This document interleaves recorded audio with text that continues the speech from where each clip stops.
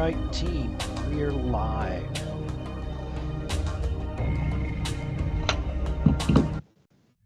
Hey, welcome everybody to our wonderful game of Blades in the Dark. We're playing on the in the Nene River Valley. Folks from Peterborough area, folks from Warmington and Apethorpe and places like that. All these wonderful villages scattered through the Nene River Valley, and of course Peterborough, which is its own disgusting place. No, I'm just kidding. Just kidding. Those that are living there. I was born there. Not Steady. us. So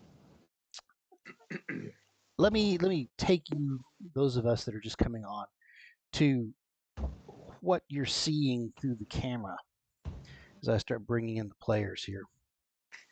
Is you see a big man sitting in a open boat.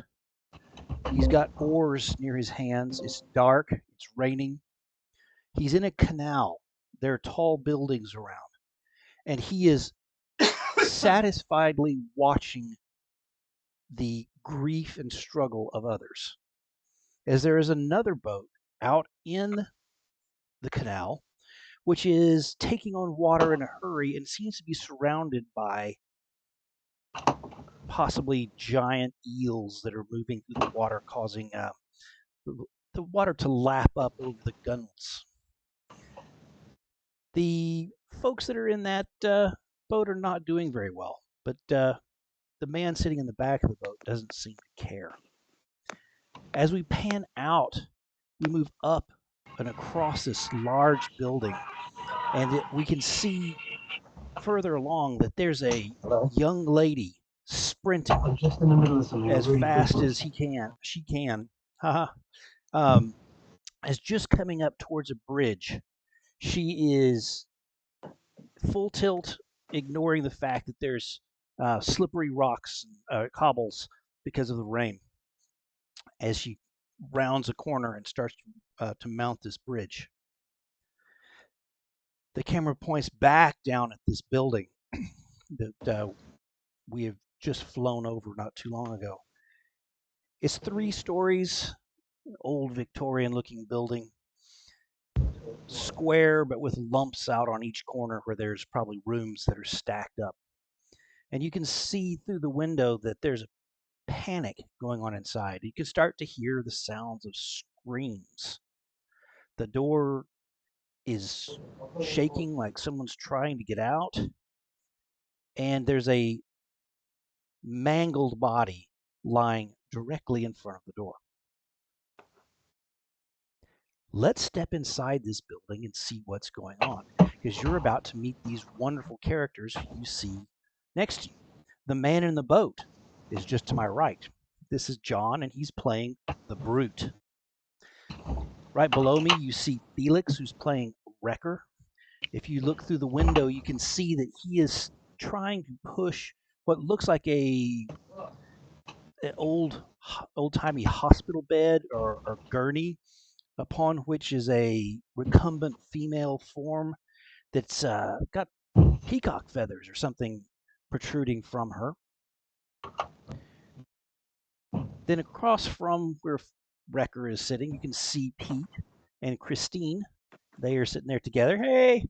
And they share a camera as well as other things in life. And they are in the middle of the room of this pandemonium that's going on. And they have just sort of caught sight of each other and are trying to gather what they're doing. And the lady that we talked about, sprinting madly through the town, is Rob, who is playing Set It.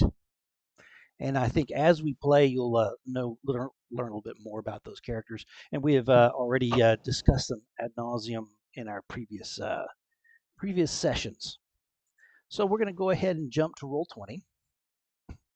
And you can see here that I've just got the little background up, and I'm going to move everybody across to where we've got the Nameless Exhibition. What we have here, and I'll zoom this in just a little bit so those watching can see, is a little bit of a map that I've drawn just to sort of help people orientate themselves on this square building with the rooms on each corner, with a bar sort of in the middle, some chairs around the side, one of which has a little glowing spot where there is a magical spell cast to draw ghosts. You can see that there's a fallen curtain and some things like that. You can see that there is a man pushing a gurney, and that is Wrecker. You can see that Mara, Moon, and Twitch are there. And then outside, as we were talking about, is our Nurgle, who said it, and the Brute. So just that's for your orientation. And we'll move over here really quick because we have a bunch of clocks to talk about. So we have some clocks that are running that lead to bad things happening or good things. We don't know exactly. The top three are ones that are running steadily through our sessions and have ticked up to where we know that the group called the Foundation has figured out their team are those behind a certain Wick gentleman escaping town. And then all those below it, Argos, Skurlock, The Thing, Spirit Wardens, Bluecoats, the Hellmaw, and Salia are all events that are happening right now. As you can see, the one that says The Thing is full. And sure enough, The Thing is out and amongst everyone, which is causing this panic that you're seeing. And then last but not least, this is the normal view that we have, which has sort of how our folks are getting on with various different organizations. We have their clocks that are running, and then we also sort of have where they are in town. So as you can see here, we have all of the folks that are up in Six Towers. We have the beautiful young lady who is sprinting towards their ship. All right. With that understood, we'll get started on this. The pandemonium is pretty crazy, guys. It's the people are now pounding on the doors. They push by Skurlock. Skurlock still is yelling to his 4 or 5 folks that are seem to be his retainers in front of where Wrecker is, across the wreckage of the curtain and the frame that was holding it up. There's a man. Everyone's wearing masks, but this man in a mask has a dagger sticking out of his upper chest. His retainers are trying to help him, and that's sort of where we're at. So what I'm going to start with is working around this horn of all our folks. I'm going to start outside the building, and then we'll move inside. So let's start first with the beautiful young lady who is sprinting as hard as she can go back towards her boat. Said it. What are you doing? You continuing that path? Yeah. So I'm trying to keep an eye on what's happening to communicate with Said It as to best ways of. I think she's got this anyway. I mean, the main priority is make sure that they do not get to Pol. Okay. So yeah, I'm going to check the cobblestones and what have you, and not decrease to a walk, but instead of flat out sprint, I'm going to be making sure that I'm aware of my footings. Very good. Because cobblestones kind of hurt more than fallen tree trunks and mossy moss on the bark and whatnot. So I am aware of giving chase in damp conditions.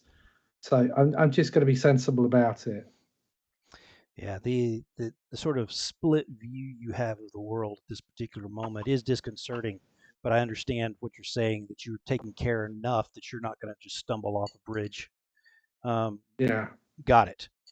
So what we also And didn't describe in this opening is that on their boat, which is their lair, is the brute's sister, who they've been helping detox from a terrible drug addiction. Unfortunately, people that are looking for her seem to have found her. And Sedit's um, companion, animal companion, also called Sedit, a large, bigger than Labrador size cat creature that's sort of scaly and not furry, is protecting Paul, Brute's sister, at this very moment. In fact, if we cut to that, inside there's actually I don't know if she's making much noise because her teeth are sunk into that guy's neck.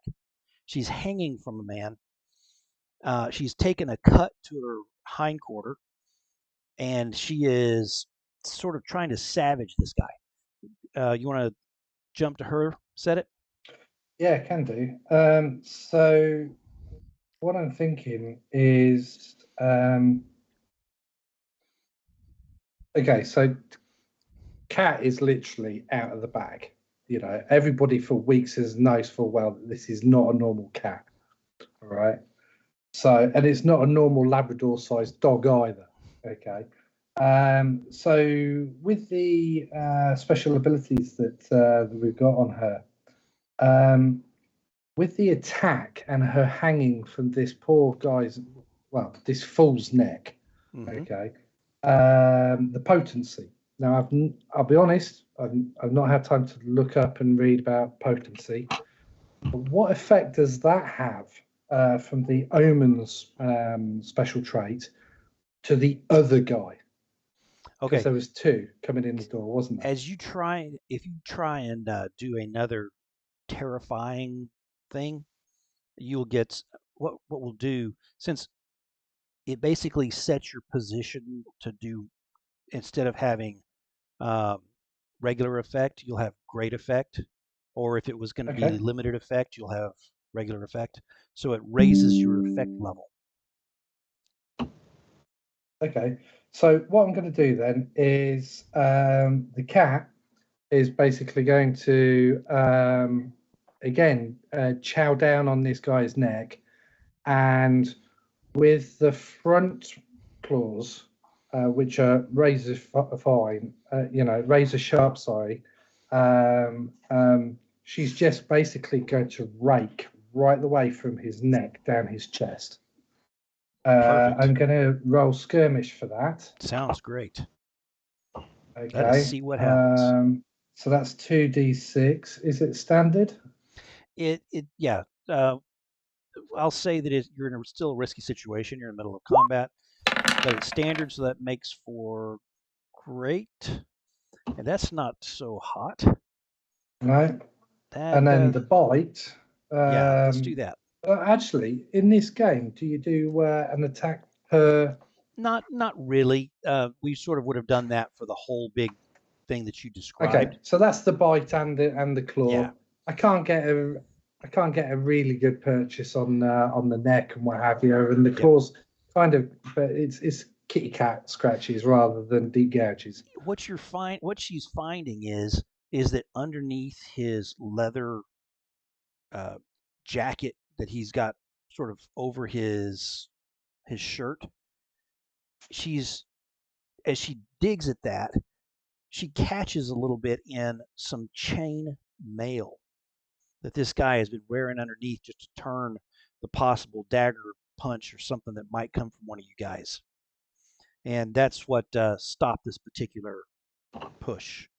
Now, the other guy is pretty dang scared at this point, because this monstrous thing is on there. There's yowling, there's blood, there's the other guy's flailing, and he does not attack again. Instead, he backs up to the ladder going up to the. Okay, I'm not seeing that picture. Up the ladder, and says, and you can hear him yelling out, We're going to need some help. You hear me? We're going to need some help. Oi, oi. Boys, in. And you hear some other steps running along the stones outside. So that'll Okay. let's say that's the set it piece. So let's Can move I? back. Oh, sorry. Oh, you want to I do was something just else? going to ask. Yeah, I was just going to ask. Is there any chance that? No, I wouldn't be able to do it anyway. I've got my mouth round the throat of this guy. So Wait. no, I will Can you wait do that until again? next time. Can you do that again so we can get? There we go. Okay, good. Very good. Remember that one for when we do clips for later. Wonderful. Okay. So she is still fully engaged with this dude who is flailing. He has not got any knife or blade out. He is simply trying to pull this creature off of himself and is hollering loudly. Paul starts to stir behind you because you can hear her, the motion in the bed, but you don't see exactly what's going on. Okay, let's jump to you who's running across. You're seeing this happening. You can hear that yell calling for help, and it rings in your ears. Okay. How far away is Nurgle? So you're thinking you're another couple of minutes run away.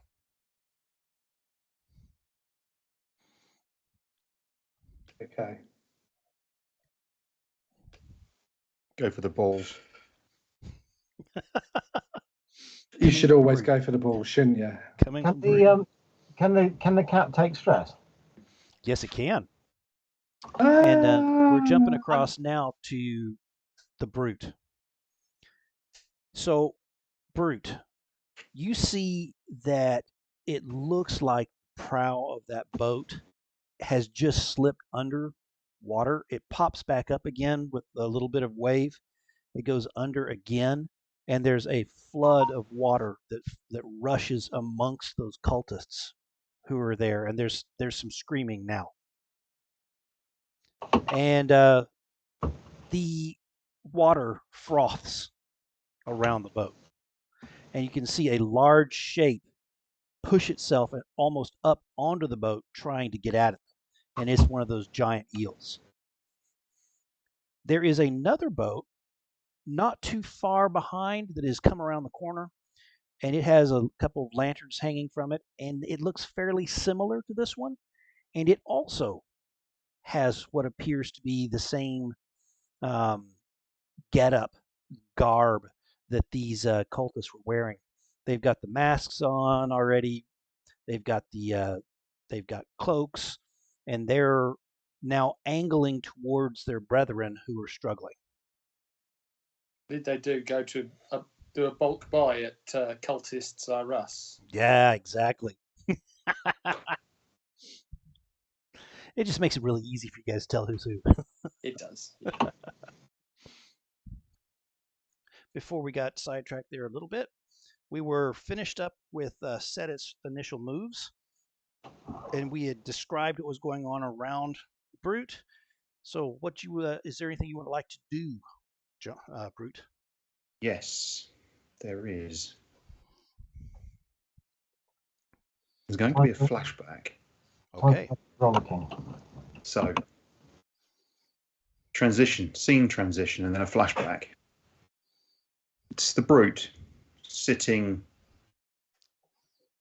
next to Rekka in Rekka's workshop.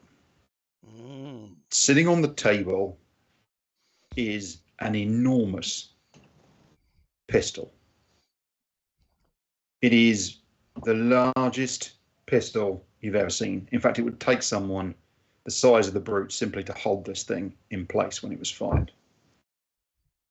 And it looks like it's been cut down from a whaler. So it looks like the spear gun from a whaler that's had the so for firing, so it's a harpoon firing gun, and the barrel has been shortened for terrifying reasons that are soon to become obvious. The where it would normally be mounted onto a large heavyweight tripod on a whaling vessel, that's been removed, and instead a hand grip that really is only suitable for the brute's hands and gentleman of his size has been fitted. And the conversation that he's undergoing with Wrecker is the exact mix of powder so that he can maximize the firing opportunity for the enormous brute slug which he has got. And as he sits there, as we work through this flashback, we see them working on this these sets of enormous cartridges, and we see Wrecker hand build 4 of these enormous black powder cartridges. We've already got them; they're open, but Wrecker fits them with the powder ready to fire, and then these enormous slugs that fit into this thing. Wrecker works with the brute, and between the two of them. And then at the end, we seem to wash forward a little bit in time, and there is the brute secreting this thing underneath his coat. And underneath his coat, there is also a bandolier, and he's got these slugs tucked into the bandolier. Brilliant. So it's shell, slug, shell, slug, shell, slug. So the slugs and the shells are not together. The shell casing provides the powder for firing the physical slug that fits into the end of this thing. Got it. It's like some hideous cross between a black powder firer and a modern pistol. Brilliant. And as we fade back to the boat, we see the brute stand up, and for the first time, he pulls aside his coat, and this bandolier and this pistol is at his hip, and this bandolier is across his chest, and he pulls the enormous pistol out, flicks open the rear of the barrel, drops one of the powder cartridges in, and clicks the whole thing shut. And then he flips it up, and he takes one of these enormous slugs, and even in his hand, they're fat, and he clunks it into the end of this pistol, and then he sticks his arm up, rests this pistol, hoses it across at the newly arrived boat, and with a shit kicker grin on his face, he pulls the trigger. Awesome. So I'm going to charge you the 2 stress for the flashback, and then what I'd like to do is I'd like that Wrecker to make a tinker roll for designing and building this thing, and that will tell us what happens when you pull this trigger. Okay, so so I'm gonna do this with 300 grain of mustard gunpowder, which is very sulfurous. So there's a terrible smell and yellow flash. Wonderful. Keep going. My character sheet is now working in the fact that I can see those things for next to prowess and stress, but when I click on my tinker, it won't bring up the roll. I've got 3+ for tinkering, but it's not. Oh, here we are. It is. Sorry. Okay. So before you roll, I'd like to offer you either a devil's bargain, or if you want to spend some stress to make this weapon better. Well, I can't spend much more stress, otherwise I'm actually going to fall. I'm going to get an illness. Yes. But I've got 3+ anyway. Okay. What would the devil's bargain be? You give me another wedge to put wherever I want. Just one. Oh no! Just one. Should I do it, you guys? I've got 3+ anyway. No, because he's going to immediately fill in. Yeah. Complete one of those circles. Yeah, sod that for a game of. Just roll the dice and see what happens. I'm just offering. Just trying to just make your life easier. Last time we had a demon invasion of a tentacle monster, so you know. Yeah, sod that. Risky, controlled, desperate, or fortune? Oh no, this is controlled, and it will have a full effect. It'll be standard effect. Make this weapon work. And no bonus dice. No. There you go. It works. There we go. 5. Wonderful. So what we'll say with this is it works exactly as designed, correct? That's a success. And then on the downside is you have only shot it once or twice, Brute, because of just there's not a lot of places you can do it because of the noise and the everything else. It's hideously noisy, very, very loud. It's very loud and it's very obvious when you fire it. Absolutely. So, but it makes very big holes in things, which is perfect. So on your shot, I will basically I'm Does it go through boats? So on your shot, John, what I'm going to wind up saying is I'd like to take one die off from lack of practice. And that's comes from his 5. If he'd rolled a 6, I would have said it worked exactly perfectly. So now you can make your risky, controlled, or desperate. It's no, we're going to say it's controlled, and it's going to be a standard effect. So this is a good shot for you. Would you like to trade to risky to make great effect? Nah. Okay. Nah. Let me see what it says on here, just in case it says something different.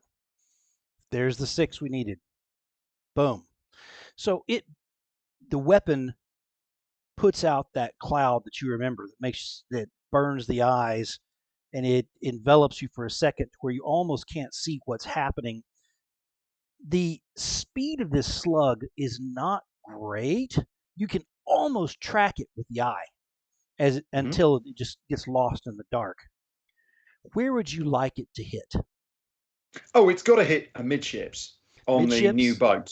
Right amidships, right in the middle. Just kind of, depending on the angle, it's either going to hit right at the waterline on the outside, or it's going to hit right in the middle, in the keel of the boat.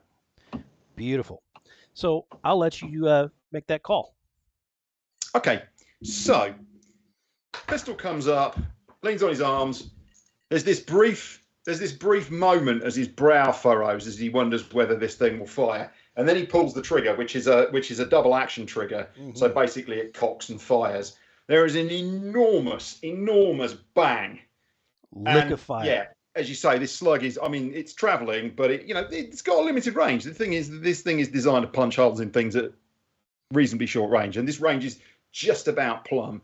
And this bolt comes horning across the intervening space into the darkness and smashes directly into the center line of the boat. It's almost like it's measured both beam and length, and it hits slap bang in the middle of the keel, and there is an enormous bang as it knocks the bottom of the boat out and just knocks this huge hole and breaks the keel in half. Absolutely.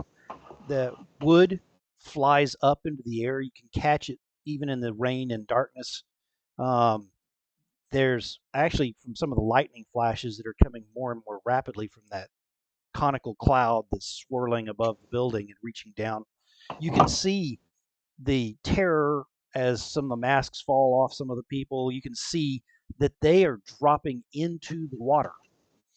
And what the thrashing of water that was near the other boat seems to be moving their direction now.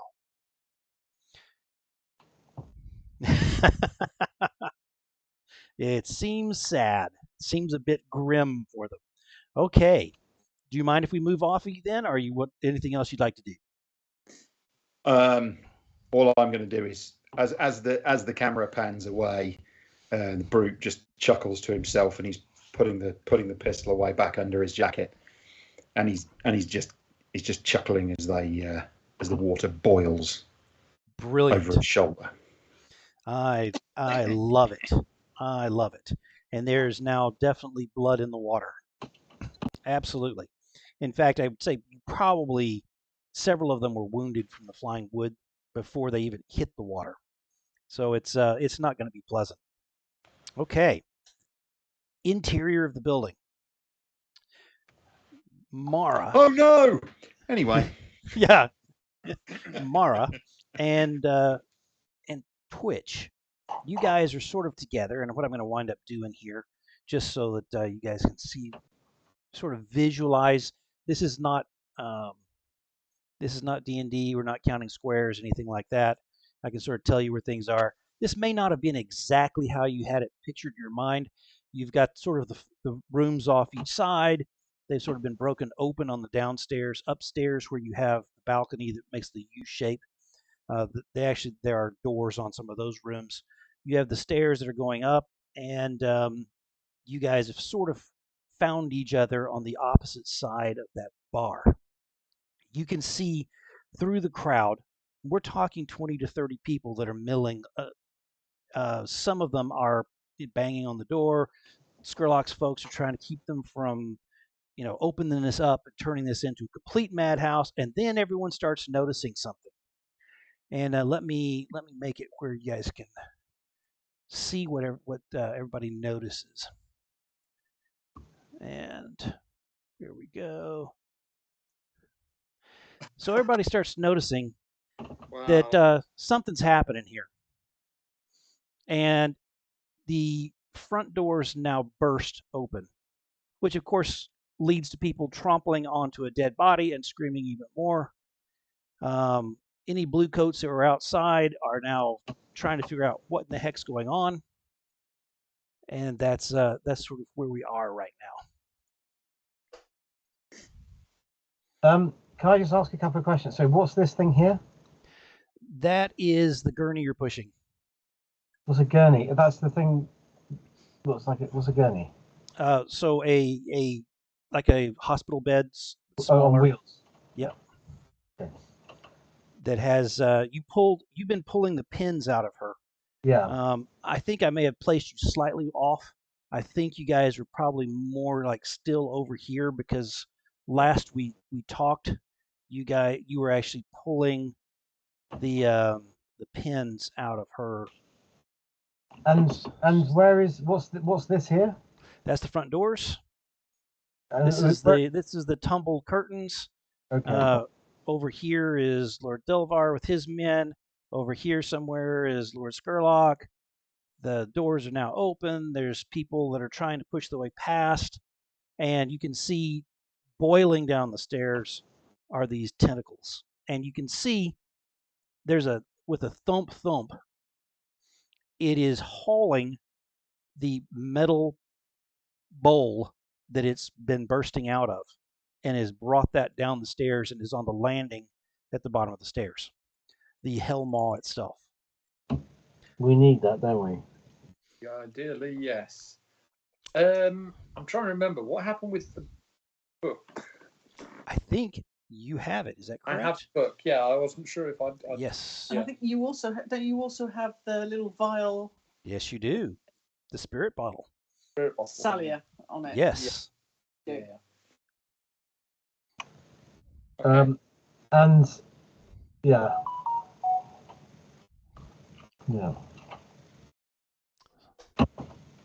And these windows, how high up are they? Oh, they are accessible.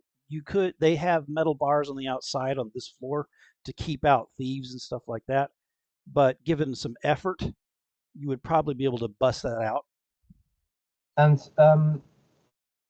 is Vivian, isn't it? Yes. Is she awake? No. Can I? Okay. She is moaning a little bit. Can we try smelling salts? You want to? You know what? I think you probably have some of those, knowing you. So if I've got an action, I'd like to use that initially. Okay. So what I'll do then, Pete and Christine, if you don't mind, we'll jump to Felix since he's got his plan. That's fine. So you've got your smelling salts. It's a small vial. You can see that one of the men who is with Lord Delvar, the one who yelled at you, "We're not finished," they seem to have removed the knife. They've got him bound up a little bit, and he turns back. He's got a vicious dagger in his hand.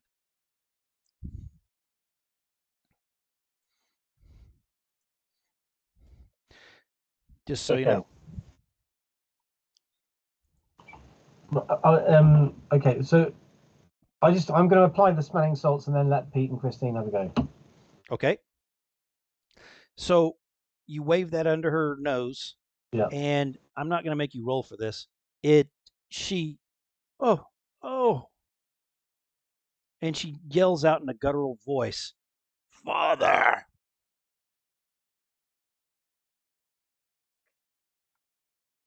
And then she sits up and goes, "What?" And she clutches the sheet to herself, trying to cover. Who's your daddy? Anyway. I bet you've been waiting months to say that, haven't you? Am I grinning? Yep, I'm grinning. Yeah. Okay, so with that said, let us move to Mara Moon and Twitch as they are trying to decide. And you guys are sort of like where you're at right now, and there's a big tentacle that licks down. The one that's coming down, and unfortunately, this is going to preempt your initial what you're going to say. The intention of it is to whip that in a whip-like motion over Mara's head to where it pierces her just under the clavicle and provides great purchase for that tentacle to yank her so hard off of her feet that she comes out of her shoes and jerks her up the stairs towards the Hellmall. Of course, she can do things to avoid that. I think we'll probably start with that, maybe. No. Actually, no. No, you're right. Take it. I've got important things I need to do. Take one for the team. Yeah. So, what are you doing? You see this coming, Mara. It's not like it's out of the blue. Right. In which case, I'm going to try and use some of that parquet that I've been learning with Rekka. Oh. And parquet? What, you're going to... Well, parquet, parkour. Lay a nice wood floor on it. Tomato.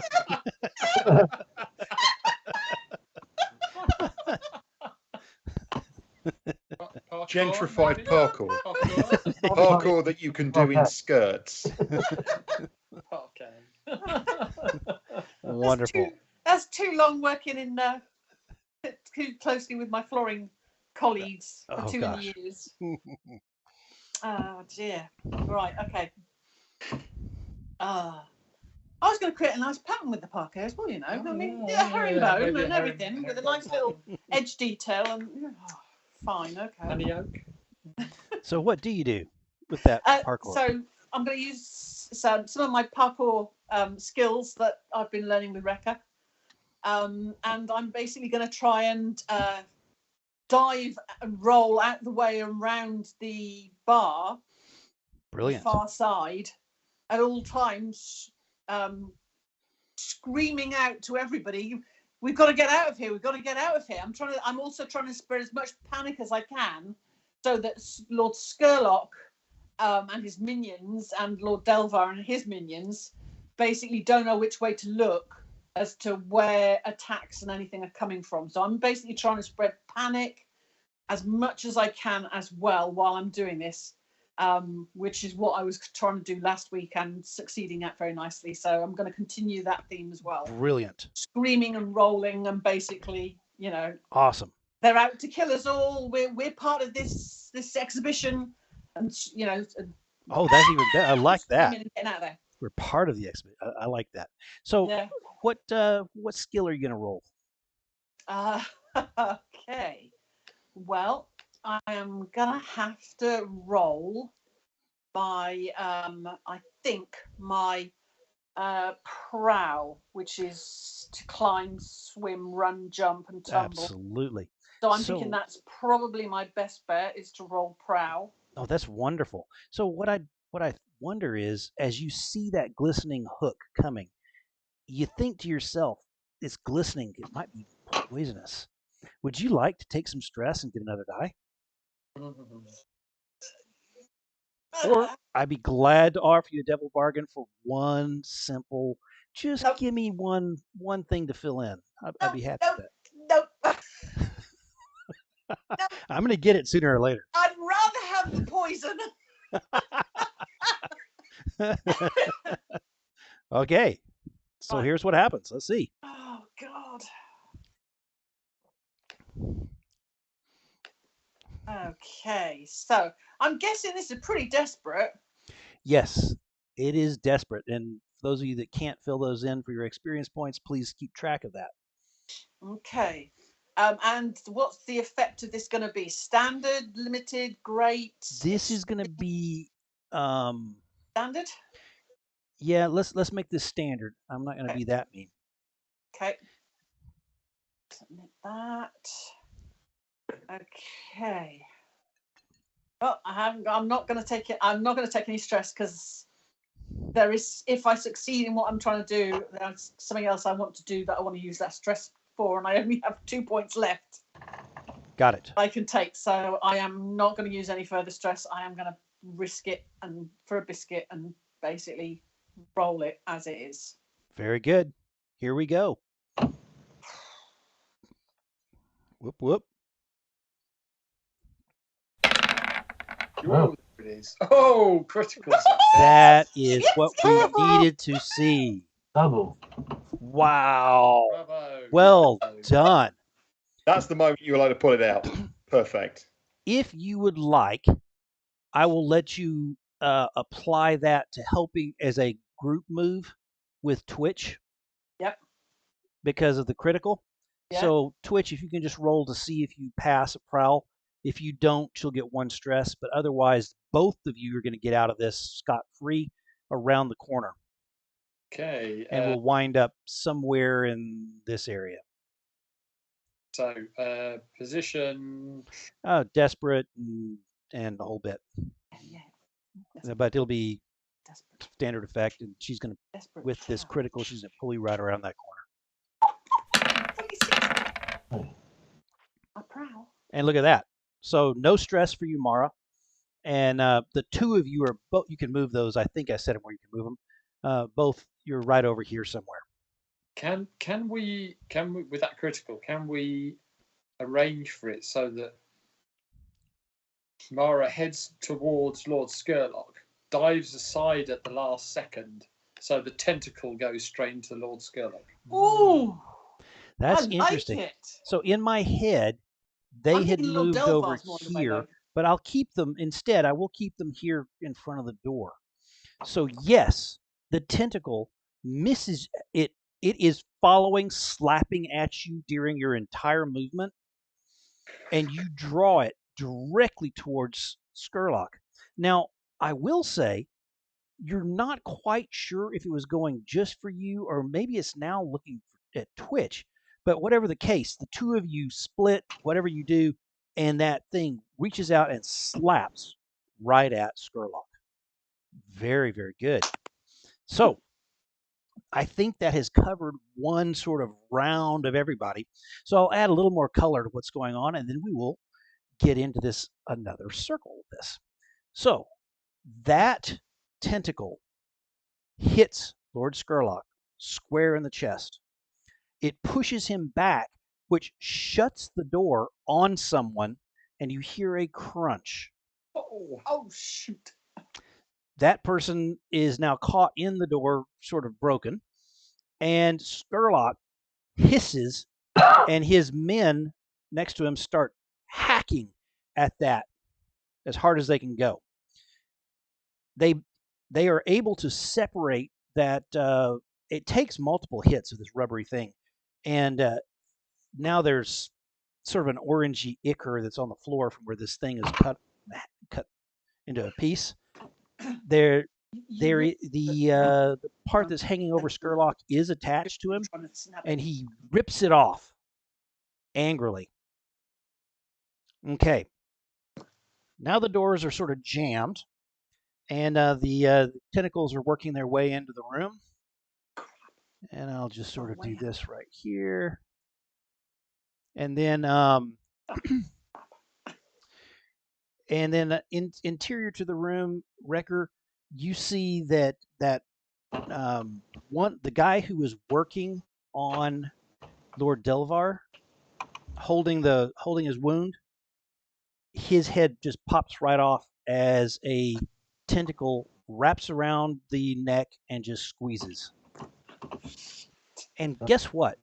This creature may have just learned a new trick, because you suddenly see that happen a couple of places across the room. The guard, or the Delvar's bodyman, who is coming towards you angrily with his knife out, is going to probably attack you. Okay, now let's go to the boat. In the boat, Set It the cat can hear more steps coming. It sounds like maybe there's 3 people coming back onto the boat rapidly, but they're not going to be down during this next bit of action. It'll be a mano a mano at this point, with a sleepy Paul, groggy Paul behind, going, what? I said, what? And then that was Polhorn Leghorn, wasn't it? It was something like that. My head hurts. Oh. And then we will now move to and then you pass the bridge, no complications. You have to push through a wedding party, which makes you almost furious as you're having to rush through this whole thing. There's dancing. There's someone playing a flute that you actually knock the flute out of their hand. You're through, and you can see in the distance your boat. You can see that there's a big dude standing outside. He has a couple of guys standing next to him. You can see 3 men that are entering one after the other the hatch of your boat. And that weird double vision you've got is almost horrific at this point, because you're seeing them coming in sort of as you see them going in, but it's all fine. You've got this sorted in your head. Okay, let's work to Set It the cat. Okay, Set It the cat. Set It is going to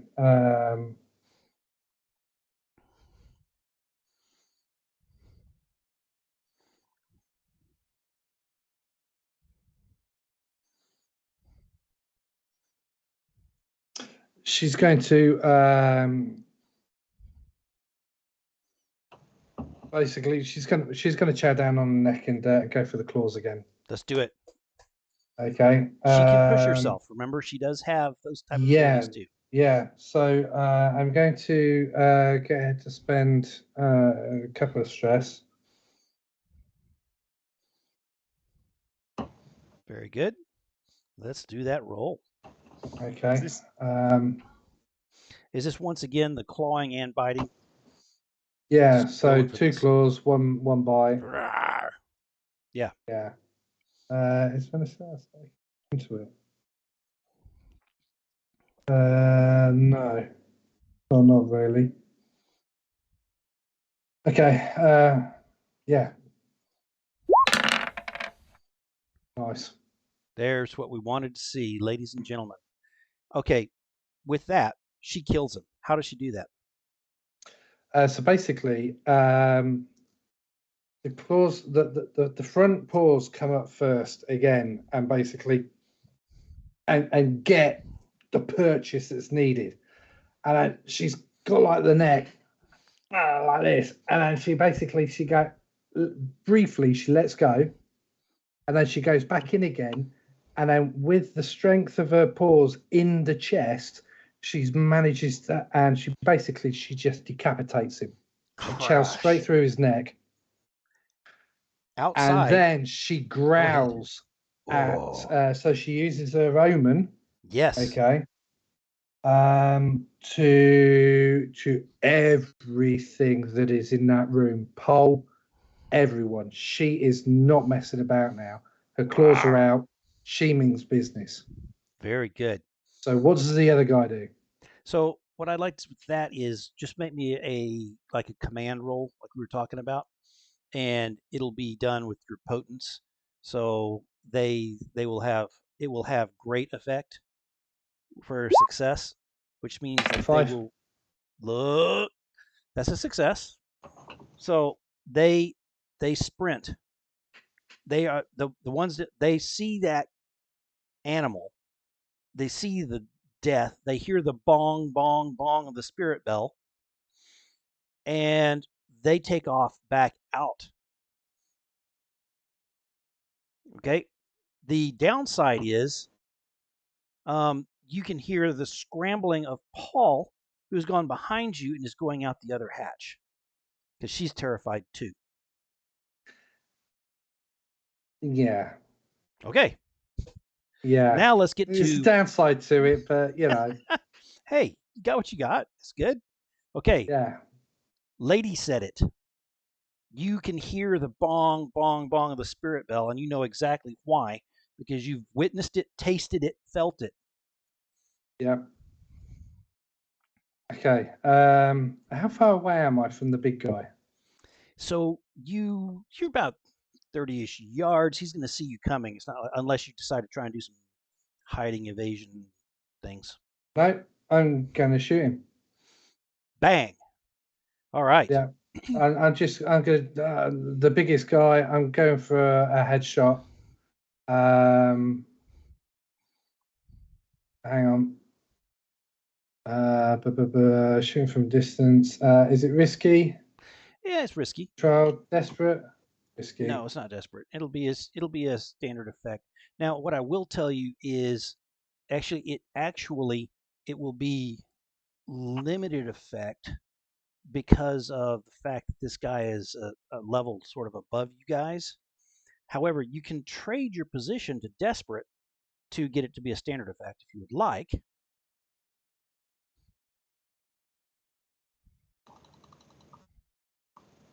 And I think in the rules there. So I just go for desperate. Right. Okay. Yeah. So I make it a desperate roll. Does that mean I take stress or? Nope. And you, by the way, can take that. So that's another way you guys can get to experience points that I hadn't really thought about in this game. Is since you can trade position for effect, you guys can push yourself into desperate positions, which gives you experience points in trade for higher effect. Yeah, I've got no flags for the experience, so okay. You have to keep track of that until we can get this fixed. +1. Yep. To insight. Very, very good. Let's see this roll. Okay. Now, what happens when I get to max stress? You are out of the game for this session. And then you wind up taking a trauma, coming back into the game, but you need to play that trauma. And once you have 2 traumas, you can play with that. Once you earn a third, you're done. You got to retire. Okay. Well, I'm not going to do that. So you want to take a devil's bargain? Seriously, one single pie piece. One single pie piece. Is that like a chocolate pie piece? Yeah. Is it that pie piece? Yum, yum, yum. None of those other guys are with you. Is it a toffee, sticky toffee pudding pie piece? Yeah, I think it's wonderful. And by the way, none of these other guys who are making sad noises behind you are there. You can see Paul has stumbled out on top of the boat. You can see that the big man's pointing at her. A couple of folks are moving that direction. You can hear your cat yowling down below. You know that she's injured. I'll just keep throwing stuff out there trying to tempt you. But you can take that shot.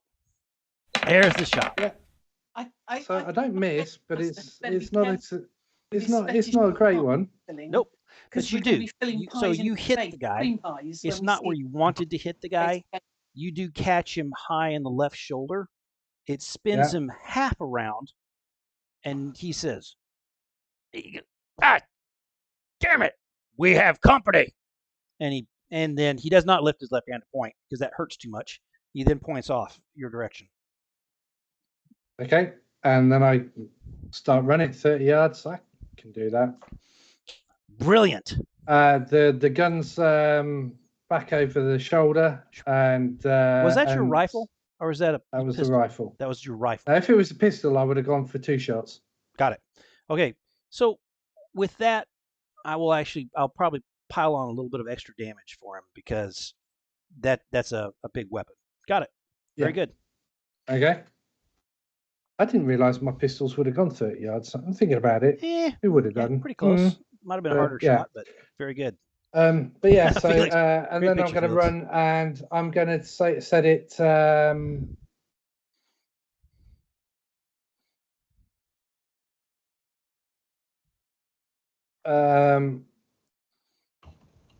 Track pole. Track pole. Got it. And 30 yards. Would my voice carry 30 yards? You can do it mentally as well. And we've established that. Because I was also thinking I'll shout out to Paul. Absolutely. Get behind the cat. You can yell that. Absolutely. Yeah. Perfect. You scream, get behind the cat.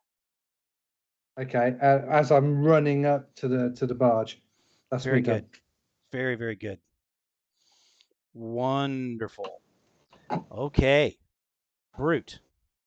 The people in the first boat are swimming to shore your side as fast as they can go. Some of the others also from the other boat are trying. However, they seem to be getting picked off fairly quickly. You estimate in your way that probably 3, maybe 4 of this dozen folks may make it to shore on your side. Right. What are they faced with when they get to shore?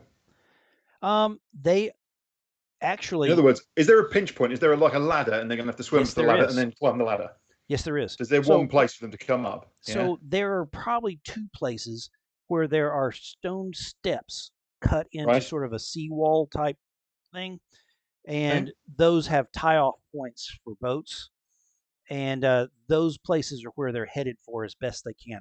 There's one, about 10, 15 yards from you, and one about 30 yards on down. Okay. Yeah. Oar. I reach down. You got the oar. Pick up one of the oars. Very good. Now, these oars are really... this is quite a large boat, and it's normally these oars are rowed two people, so one person each side for rowing. But I pick up an oar. Oh yeah. And I climb up out the boat onto the quay, and I spin the oar around and I grab it, and now it's extending out. It's about 7.5, 8 feet long. And as they come up these stairs, I just smack each one of them in turn back into the water. So as soon as they start coming up, brilliant. Wham! So wham! The only problem basically just bowling them back into the water and knocking them back. They're probably coming up both at once at this point. However, let's go ahead and how far apart are these stairs? 15 yards. 15 yards. So, but you can go ahead and there's some further away and some closer, right? So the ones that are let's say that 5 guys are in the water. 3 are coming up where you are. 2 are coming up at the one further away. Right, the 2 further away, I'm not going to worry about them. I'll worry about them when they get here. Got it. We'll play batter up with them, or they can just be meaty fisted back into the water. Perfect. But the other 3, and basically the idea is not to kill them on at the blow that I make, but basically to smack them in the chest so hard that they end up in the water, and the bad things that are in the water can finish them off. And you are hearing bonging, bong, bong sounds from the ones that are dying in the water. Yep. The first one at the bottom of the stairs, we're saying there's about 4 stairs. He's pulling himself up. You see, as you're getting ready to swing, that he's got a small pistol. He pulls the trigger, the hammer comes down, and nothing happens. It's wet, isn't it? He's wet. Sucks. It's wet. This oar's not low. Bam. Let's see that roll. Right. Sorry, I closed my character sheet because of the problems I was having earlier. So I thought I'd just let it. Hey, Mistress is back. Awesome. Wonderful. Good. All right. So this is going to be a skirmish roll. Yeah. And controlled, risky, desperate. Which one are we? I'm going to say that this is controlled for standard.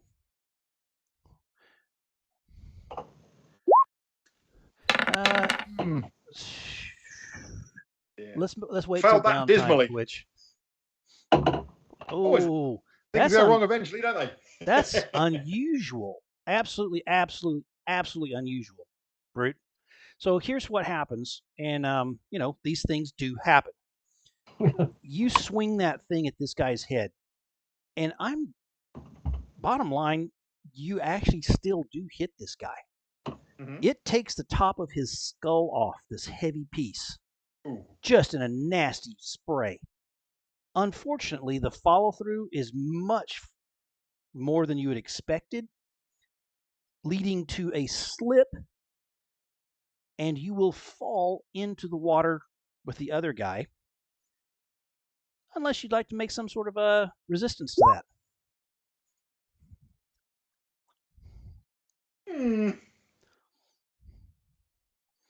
So when you make a resistance roll, you basically tell me that's not what happens, and then you take 6 stress. However, that stress is modified by the fact that you will then roll a what you were trying to do, and you subtract your highest roll from that 6. Okay, so you say that's not going to happen to me. I resist that mistake. Okay, so I say, okay, that's 6 stress, and you say I'm gonna prowl away from that. You roll a 6, you actually didn't take any stress. You roll a 4, you take 2 stress. You roll a 3, you take 3 stress. So you're subtracting your roll from what would have been 6 stress. Okay. Just roll one dice, do I? I'm sorry. Just roll one dice. No. You would roll whichever of your skills you're using to avoid the consequence. It's up to you. I mean, do you want to? You could prowl. You could finesse to grab. No, don't have prowl. Oh, well, you can always push yourself, or you could take a devil's bargain. No, I don't have anything suitable. Would you like a devil's bargain to prowl? No, then you obviously get not. Die? Oh, okay. No, clearly not. Not for 1 dice. What the bloody hell's the point in that? Okay. All right. So can I narrate this? Yes, absolutely. I'll pause you if you get too crazy. So I swing the oar, and unfortunately, it takes the top of the guy's head off, and I'm overbalanced slightly, and I let go of the oar, and it kind of it goes tong onto the thing, and then and splashes into the water. Yep. And I am unbalanced, and I actually have to step onto the top step of the set of steps. And actually, it's the guy's brain that I slip on. Yes. And my foot comes out from underneath it. And realizing that I'm going to go into the water, I'm now desperate. But the other 2 guys are coming up behind him. And I see that there is one final opportunity. I'm either going to smack into the water and land in a heap with them, or maybe just at this last moment, I can swing my momentum round and my 2 hobnail boots can go one into each chest and push them back into the water. Now, here's the thing. I know that the cost of doing this move is I'm going to end up in the water with them. Okay. But they are going to be pushed backwards into the water as well. Further. Perfect. Okay. And we'll say that with that's upsides and downsides, all right? With that, hopefully that's okay. With that move, that'll how much stress do you have left? Almost none. Let's not worry about it. so pretty much you managed to. This would sort of be how we would do that whole resist thing, except because you're going ahead and taking the consequence of falling in. I don't mind. I like it. You twist, you push. Sorry about that. Your hobnail boot catches one in the chest and one sort of across the cheek, which isn't pleasant. And the ink black water closes above your head. Okay. You can see, I assume you have your eyes still open, sort of flashes of light in this inky water, which is a strange thing in itself. And you can feel a turbulence of motion around you. Both, the guys that are struggling, your own motion, but there's a lot of motion. Okay. Off of John, leaving him in an absolutely desperate position. And now let's move across to Wrecker. You have just woken her up. This man attempts to stab you. It's sort of a weak stab. It's more of a you don't think he's ever stabbed anyone for real in his life before. So it's more of a Okay, So, how close is he? Oh, he's within a couple of feet. Okay. He's actually reaching across Vivian. Okay, so I've still got my hat pin. Mm-hmm. Did I throw that? I can't, no, No, you threw some daggers. You kept the hat pin. Exactly, yeah. So with my hat pin, I'm going to. It's going to fall out of my sleeve. So I'm going to extend my arm out, and as it falls out of my sleeve, I'm going to try and drive it towards him. To parry his first, not parry, but after his first lunge, I'm going to counter lunge with this. Perfect. Let's see it. So what would I use? Let's see. What do you want to use? Probably prowl again. Close okay. Fire. Is it risky or controlled? Desperate? It is risky. And it'll have standard effect. Yeah. Let's go for it. You can trade that to desperate. Okay. That's too slow. There's the 6. Look, see, you should have. Awesome. So he does make that sort of weak, tentative poke at you, and you're a hardened street criminal who's just murdered multiple people. This noble who is sort of poking at you, going, you just move around that so fast, it's not funny, and sink your hat pin into the forearm, and his knife clatters to the floor. He howls, and the blood spatters across Vivian's face. She howls too. That's great. And then, but it's in a much more guttural sound. And then she leans up and bites his arm. Do I get another round, or is that sure? So she's biting his arm. Does she? When we took the pins out, does it look like she'd be able to walk? She seems stronger than you're expecting. Yeah. Okay. So, as she's biting him, he's going to be distracted. Yep. So absolutely. I'm going to have another lunge with the hat pin, but this time I'm going to go closer to the central part of his body. I'm going to go in up above his clavicle and down towards his vital organs. Perfect. And this is a fairly long hat pin, isn't it? It's like what, 4 or 5 inches? Well, it's 4 inches. I'd say that's about 6 inches, isn't it? That's what they say. That's what they say. I've got a very tall hot top hat. Very, very good. Yes, we'll do that again. Risky standard, yeah? Yes. Do you want to make that desperate? Oh, shit. So what's the 3? 2. Oh, it's a 2. Oh, bugger. Okay, so that's a failure. Be chill. Be chill. It's fine. It's fine. Don't eat the pie. It's fine. Pie man will offer the pie. Don't eat the pie. Oh, he's distracted anyway. He's being bitten. He is being bitten. So it is a swing and you just flat out miss. And it's not so much because you miss.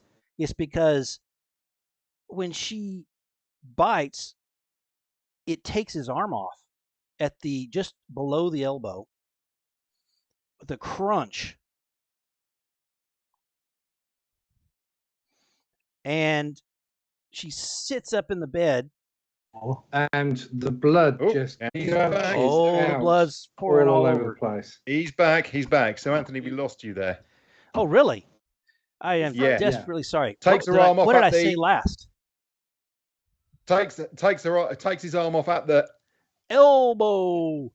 So just below the elbow, with a crunch, blood splatters down her chest as she rolls to a squat. and you have just missed, but that's fine, except that you have now drawn the attention of one of these tentacles that drives directly for you to do one of those neat little head pop things that they just have learned how to do to people. And it's aiming for your neck. So what do you want to do to avoid that? I'm going to roll beneath this Gurney? this wheel gurney. Yeah. A word that obviously is not used here. Yeah. And especially because you're medical, so go figure. Anyway, let's do it. What are you going to roll? I'm going to roll prowl again. So this will loop over your head and pop your head off if you fail. So I'm just asking, are you interested in taking a devil's bargain or burning some stress? What? Or burning some stress? Man, what is the devil's bargain? I can. What is the devil's bargain? One simple piece of pie that I can place where I'd like. Shit. One simple Just piece one. Of Last time I said 3, and you guys balked at 3. What? So basically, if look at this giant tentacle thing we're fighting now. Thanks to if I roll a 1 or a 2, I'm dead. Yeah. It's sort of worth an interesting thought. Just be chill. Yeah. We can have a new character called Blecker, who looks remarkably like. And Blecker could actually have a monkey. Do I get a choice where it is? Yeah. There's opportunities here if you die. Don't worry about it. Can you? Are you trying to counter bargain by saying you can place where it goes? Yeah. No. He knows where you live. I'm only asking for 1. I'm not asking for 2. If I was asking for 2, he knows where you live. He knows how to use a sharp scalpel. Okay, I will do whatever the group wants me to do, but it has to be a vote. Oh, you were the one in the situation. Yeah, don't bring us into it. Of course, we're going to say take the devil's bargain. Of course, no, Felix. I think you should just go with your apologize with your conscience. I just dropped my stuff. What are we seeing? We're seeing your testicles. What's going on now? I jumped my computer into the floor. I apologize. Oh no. Yeah, unbelievable. As I moved around trying to, I had caught my a cord itself. See, you don't get that with Critical Role, do you? We can see all your desktop. Don't get that with Zarkamar either, do you? All right, let's just let him. It's all right. Let him sort his things out. I think we might have to just take a brief break on that one.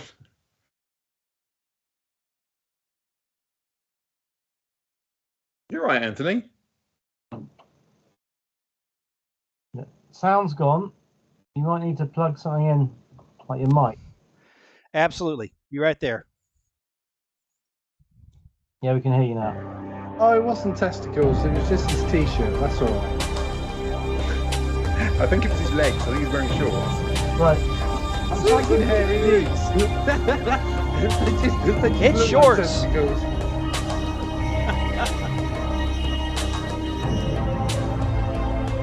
There you go.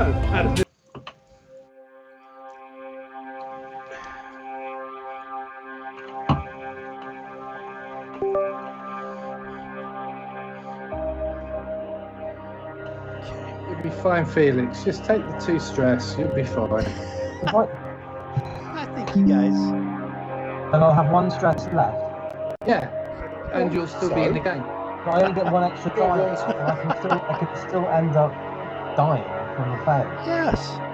So I think Yeah, this but is you well can worth still, it. if you take the devil's bargain, you can still end up dying from a fail on the devil's bargain as well. What does the devil's bargain give me? Does it give me another dice? Yes, it does. So welcome back.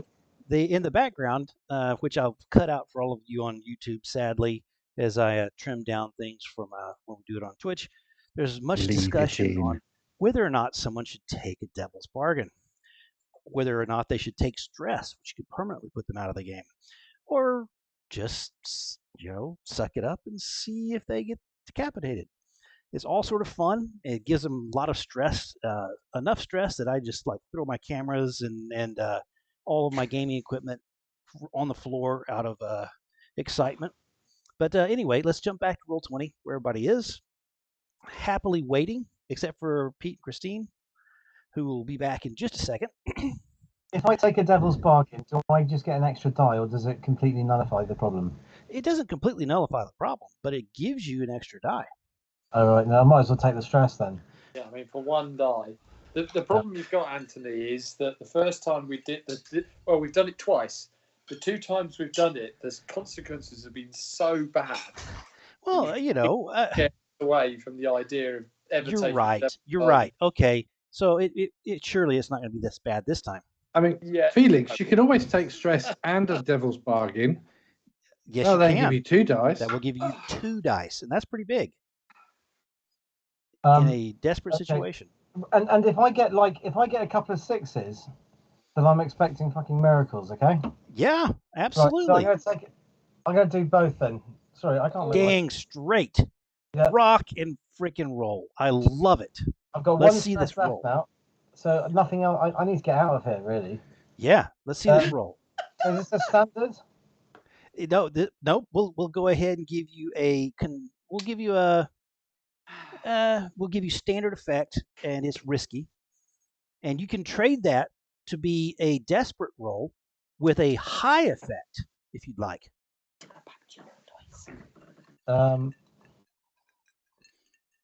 Okay, so we're going to go. We're going desperate roll. Very good. High I effect. like a guy who gambles. It's extreme effect, yeah, or great effect. It is great effect. Extreme effect, and then plus 2 die, yeah. Yes. See what happens. Ladies and gentlemen, moment of truth. We have success. The last 2 dice are the devil's bargain and the stress, so you didn't need it, Felix. No. Well, who knows? If it was the 5 and the 4, yeah, I'd have been okay still.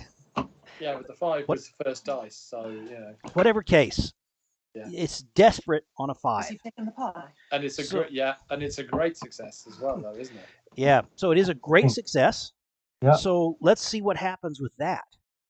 That needle goes exactly where you want it, and the guy tries to yell at you, and instead there's a whole bubbly mass of bright pink blood that gushes out of his mouth.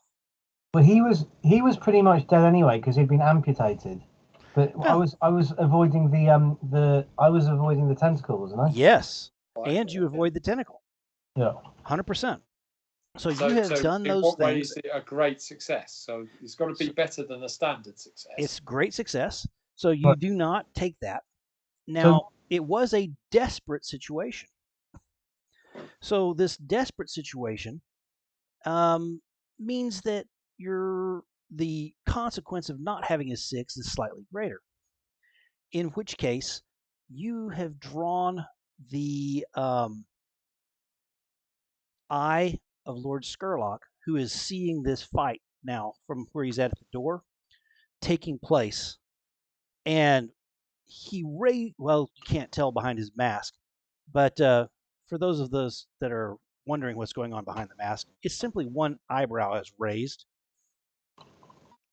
And he says something to one of his minions, who starts pushing through the crowd your direction. And now let's get to do the super fun thing that I've been waiting to do for a little while. So let's go to the bunch of clocks. Well, Lord Delvar's dead, isn't he? Go on, let Lord Delvar work out that Vivian. We took Vivian. As a spirit. He's dead already.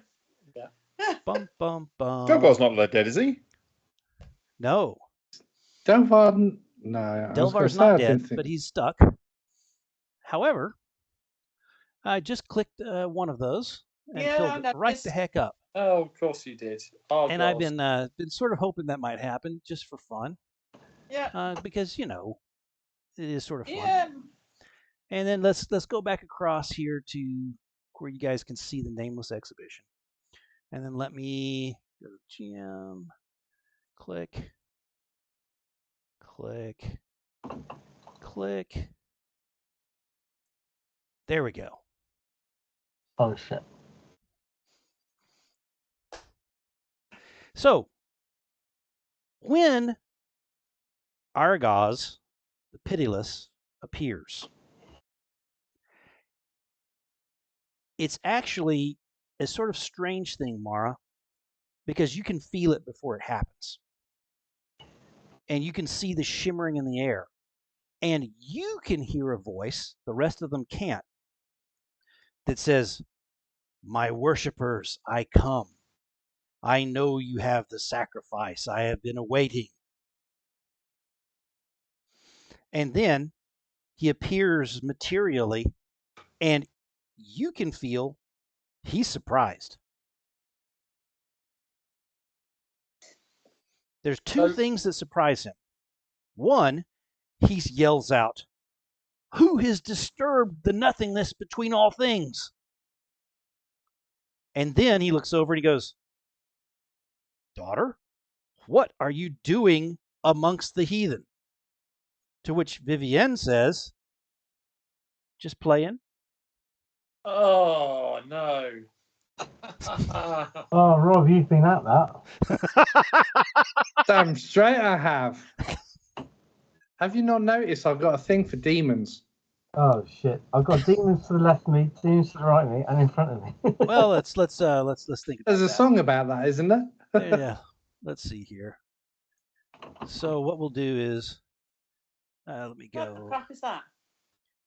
Here we Who saved that? go. Let's go to objects and tokens. Bring out the necklace. Delete that, and we'll just go ahead and set this baby down over here. So isn't Argos on top of Lord Skurlock? Oh, he's right there where they all are. Absolutely. And you can see that Skurlock is backing away desperately. Yeah, he needs to do a little And pussy. you can see, by the way, that his folks are dealing with these tentacles that are whipping about. We saved his daughter. That's interesting. Yeah, we've actually been doing quite good stuff for her anyway. So yeah, and she's also been cooking our food for the last 2-3 months. Yep, as we go into this piece to say, what exactly are we doing in here? We were doing a couple of things.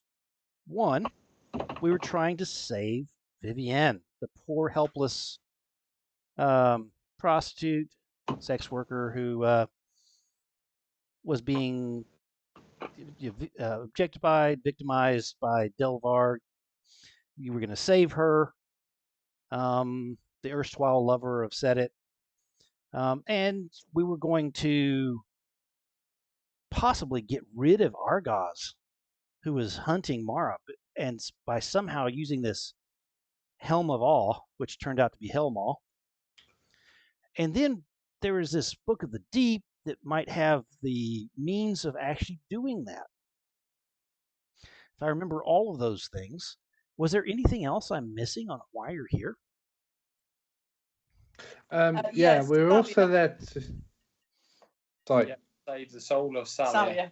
Ah, that's right. And also, for me, the most important thing was to make sure that everything had calmed down with the Bluecoats, Lord Delvar, and Lord Skurlock. And we've definitely achieved all three of those things in spades. Yeah, you might as well just leave. Yeah. Oh, we've what do you think I'm over at the boat? Yeah, we were also after that, Felix, you're making a great video. Something or other. The assassin guy. Yeah, there was the hunter. We were after the assassin guy too. To kill, and the captain, the blue coat captain. Yeah, we have many things that we wanted to do here. Yeah. We've achieved quite a few of them already.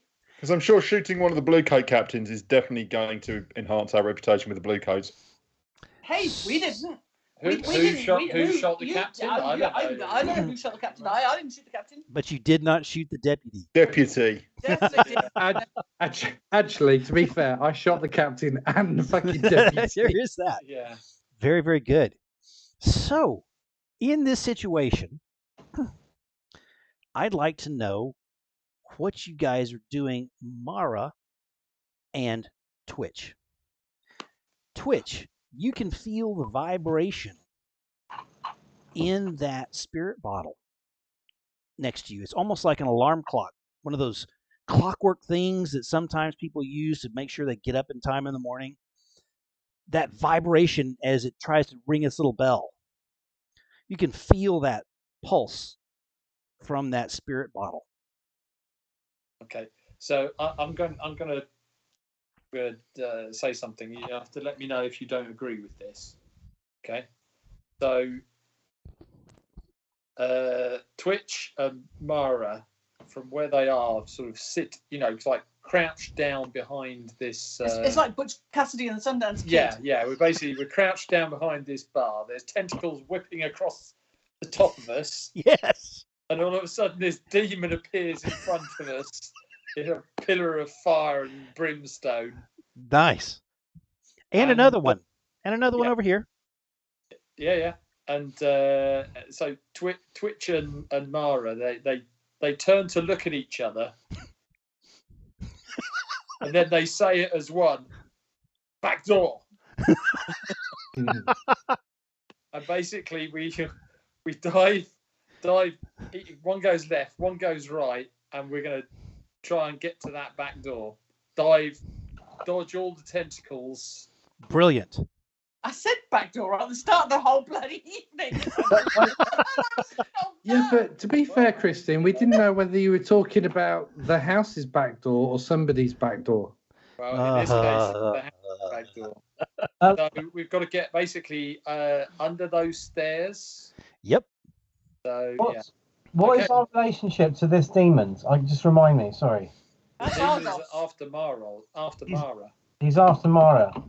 And he wants the soul of Cilia. Salia. So I've got the soul of Saria, and obviously we've got Mara right there. So we are in the spirit of my character booking it. Yes, and that's wonderful. And I do think that that Wrecker may be onto something. So hold on to that as well. So you guys are going to dive to each side, forcing a choice for Argos if he is choosing to go after you guys. He would have to choose whether to go after the bottle or whether to go after Mara. He also is engaged already with a looping tentacle that he brushes aside angrily. He's also has backhanded one of Lord Skurlock's men, who's sliding across the floor towards some tentacles, which is a bit scary. The people that are all jammed in around that door are now running towards the back door as well, which probably is a good thing. Right. So you guys are making your move. I'll let you each make the roll that you so choose to do multiple things to avoid the tentacles that are trying to grab at you. As they're trying to grab at multiple people, another head pops off right next to you, which is disgusting and horrific. The mask rolling across the floor towards you guys as you're making your move. I mean, it doesn't roll very well because it's got one of those long nose things on it, but it spins and flops. So you're avoiding tentacles, you're avoiding the crowd trample, you're avoiding Skurlock's thugs if they're interested, and you're trying to get away from Argos if he's trying to make a move at you. So all of those things are sort of wrapped up in the rolls that the two of you are doing right now. Would you guys like any bargains? Just asking, purely. I don't know what can happen next. I mean, one devil's bargain summoned a creature from the beyond. The next one summoned Argos. I mean, what next? Cthulhu's going to pop up out the drains. I mean, hey, the GM may be out of ammunition at this point, so you can always play that. I trust that you can make something up pretty effective. No devil's bargain for me. Yeah, though I do say as a team, we'll have to sort of do a reset at some point on Devil's Bargains so that you guys actually ever do one again after this particular session. Never, ever doing a devil's bargain ever again. You're never winning me over with that one. Don't even bother asking me. I mean, at the moment, ain't happening. Devil's bargain. I'd rather die. My character would rather die. Yeah, I mean, Devil's bargain equals summon actual devil. I mean, that's basically where we're at right now. Yeah. Well, you know. What's Vivian looking like? She is transforming into the creature you see there. But is she looking malevolent or benevolent? So, Mara, in your studies, you have heard of the weeping lady demon, and it's not because she's crying; it's because she's covered with these weeping sores, and that's who you see. You had sex with that? That's why. I didn't. Just putting this out there. I did. It said it. Said okay, it. said it. Yeah. Said it. The weeping lady. Not me. Yeah, that's it. Yes. So she's completely black, covered with weeping sores, and has big bat wings. There's no more peacock feathers. Though Bat wings. her figure is very comely still, except it's covered with, Weeping sores. separating sores. Is Rob actually there? Because he's not moving. I know he's not moving, but his background's moving. Are you there, Rob? Nod your head. He's Again, guys. He's Can't you see his brain pan going? throb. Is he talking on his stream? No, here you go. Okay. Sorry, no, I'm not streaming. I'm not streaming. This is all about you tonight, mate. Sorry, is it my turn? No. No. But we're all talking about you. Fuck. In that case, I'm going to go back to what I was on with. We're all talking about your ex-girlfriend. Who Have you been listening? Turns out to be a demon. She's not really my ex-girlfriend. I mean, I think she's still actually my girlfriend. Pus covered. Pus covered. Did you hear us call her the weeping lady? Yeah. That's Good. because that's because she's still oozing from our time together. Oh. Anyway, wow.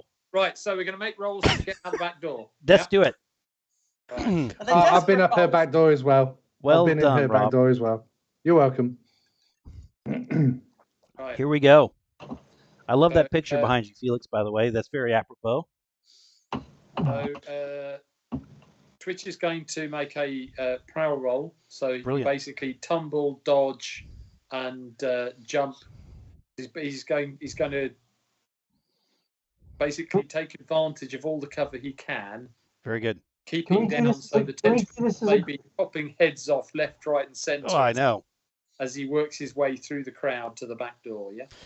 So this roll will get you about halfway there. You're going to wind up with the second one before you can get there, but this will get you a good portion of the way. It'll get you almost to the stairs. Okay, right. Position?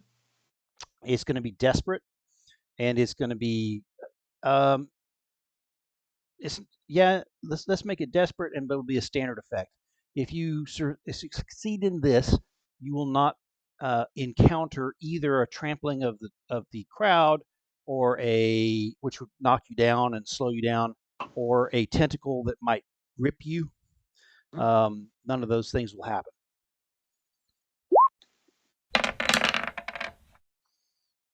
And there's that 5. That's good.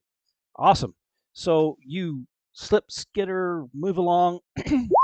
Okay, is that Mara's? That's Mara's. She's not. Okay, so 4. Okay, so both of you guys move each of your directions. Mara, you're held up a little bit more by the crowd, and are probably level with the backside of the bar, but out in that open space. And then, that would be about what I'd say you are.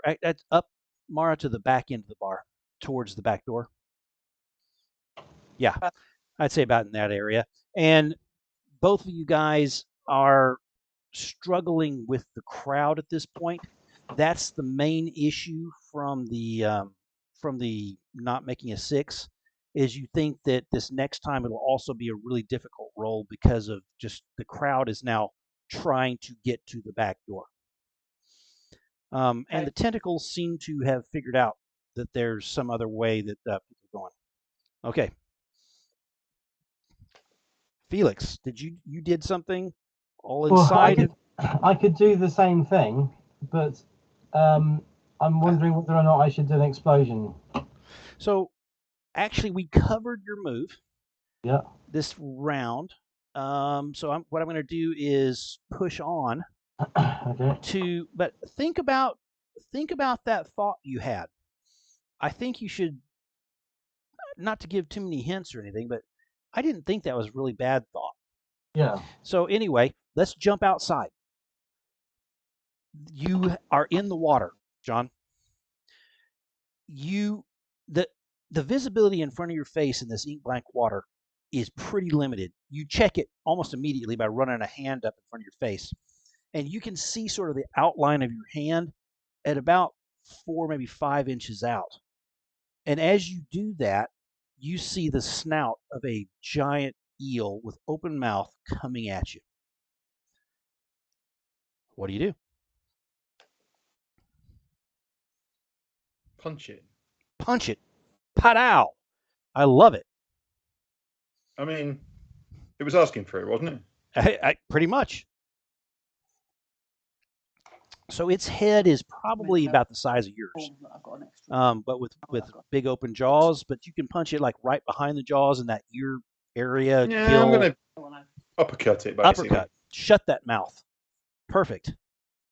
Where's my... Something with my point.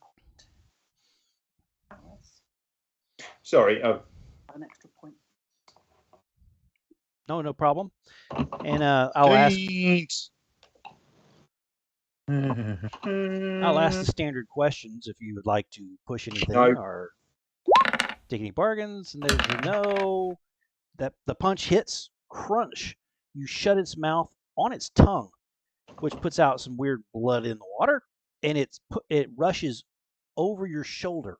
Now the downside of this is that weight is keeping you down under the water. I'll let you have another. But on the upside, it's not biting me. It's not biting you. Absolutely. And it's filling up a lot of space. As you're sort of doing the tread water motion with your legs, you can feel your left leg sort of hit stone. You know you're really close to the side. Okay. So I'm going to try and push up. Sort of push up this that thing. wall. This thing's.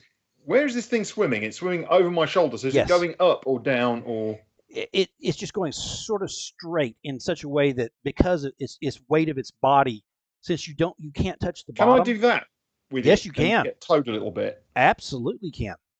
Okay, so I wrap my arm around it just to get towed a little bit, in which case it probably thrashes around a little bit. Then I'll let go of it. Then I'll swim to the surface. Brilliant. What role are you going to do for all this? And, depending on how well you do, you might even get out. No idea.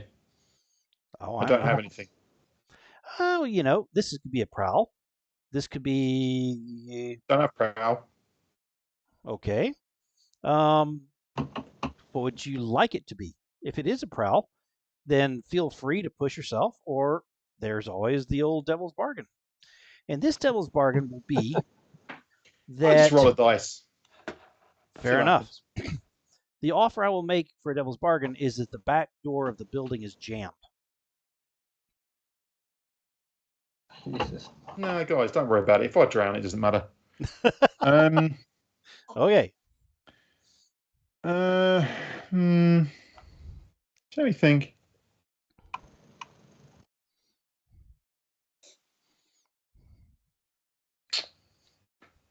I'm perfectly happy with any of the other ones you would like to do.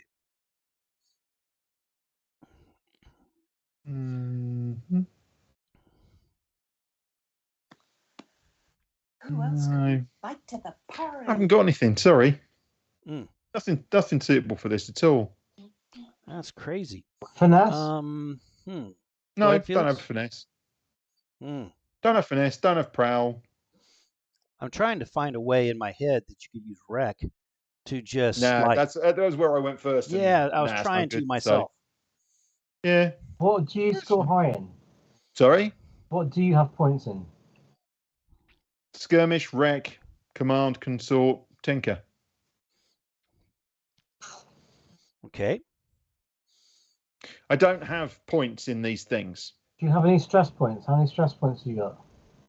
Yeah, I've got 3 stress left, but You could use one to go back in time. I'll just roll a dice. Tinker or something. All right. I don't know what that does. Worst that happens, worst that happens. Let's see. Yeah, what am I rolling? So if you are rolling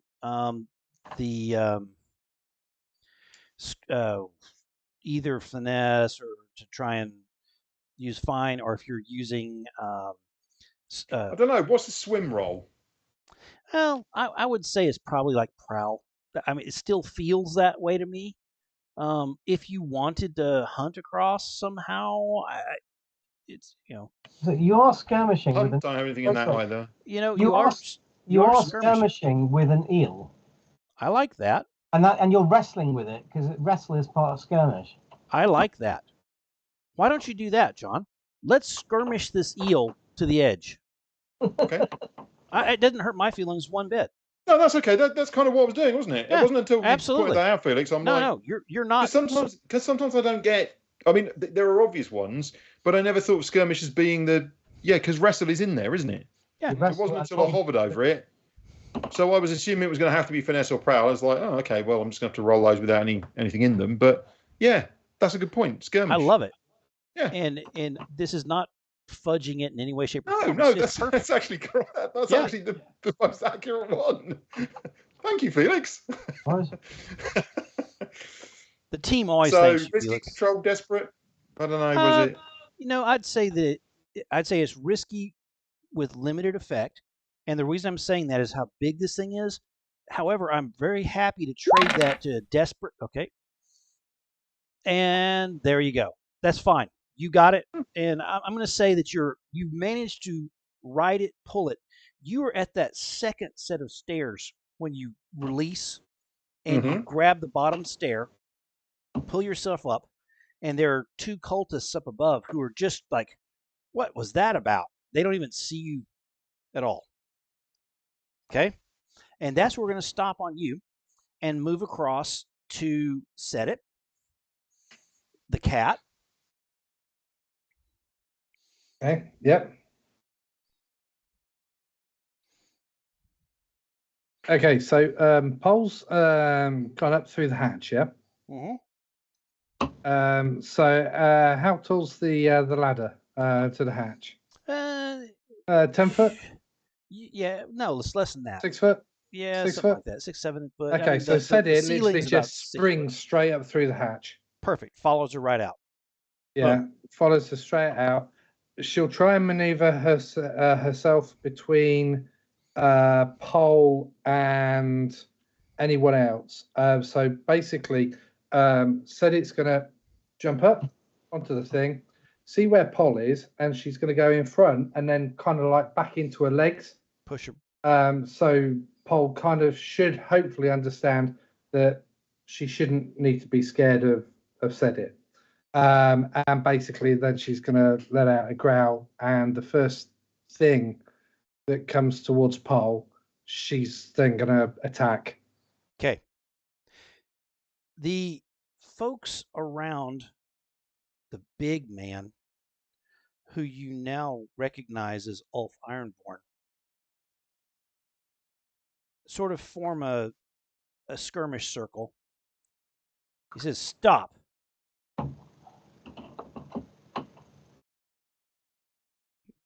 That's what he says. What do you do, Set it? Set it the cat sticks one paw up like that and then flicks one claw out. Mm-hmm. You think the stop was directed at Lady Set it, who is barreling towards their group. Nurgle said it, yeah. Okay, so Nurgle, so if you can allow me, so Please. that command's been said. Said it has actually issued her own command, which is "fuck you," and she's ready. She's ready. If anyone comes absolutely. anywhere near Pole, she's going straight for their throat. Okay. On the other hand, has she got a clear shot of the big guy? She should be, what, 15 yards? Yeah.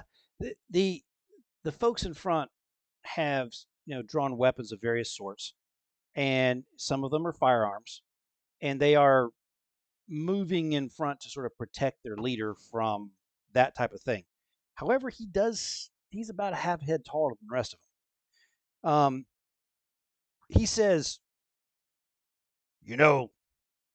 she owes us. She owes us big time. I shout across and I go, and that debt's been paid. Now fuck off my boat. And I lower my voice down. Yeah. Get off my pub, otherwise I'll give you a dry slap, you little scrounging slap. So would you like to make off? So would you like to make a sort of social engagement here in which you try and command or sway? Is there something you'd like to try to do with this group? No, I'm going to say that, and then I'm going to shoot him. Bang. Very good. Yeah, basically, yeah, I've said my piece. He hasn't moved. I'm going to wait. Let's be generous. I'm going to wait 2 seconds. Get off my fucking boat. 1. Okay. 2. Rifle. Bang. Bang. So the ones that were on the boat sort of stop what they're doing to sort of see what the resolution is of this situation. Go for it. And there it is.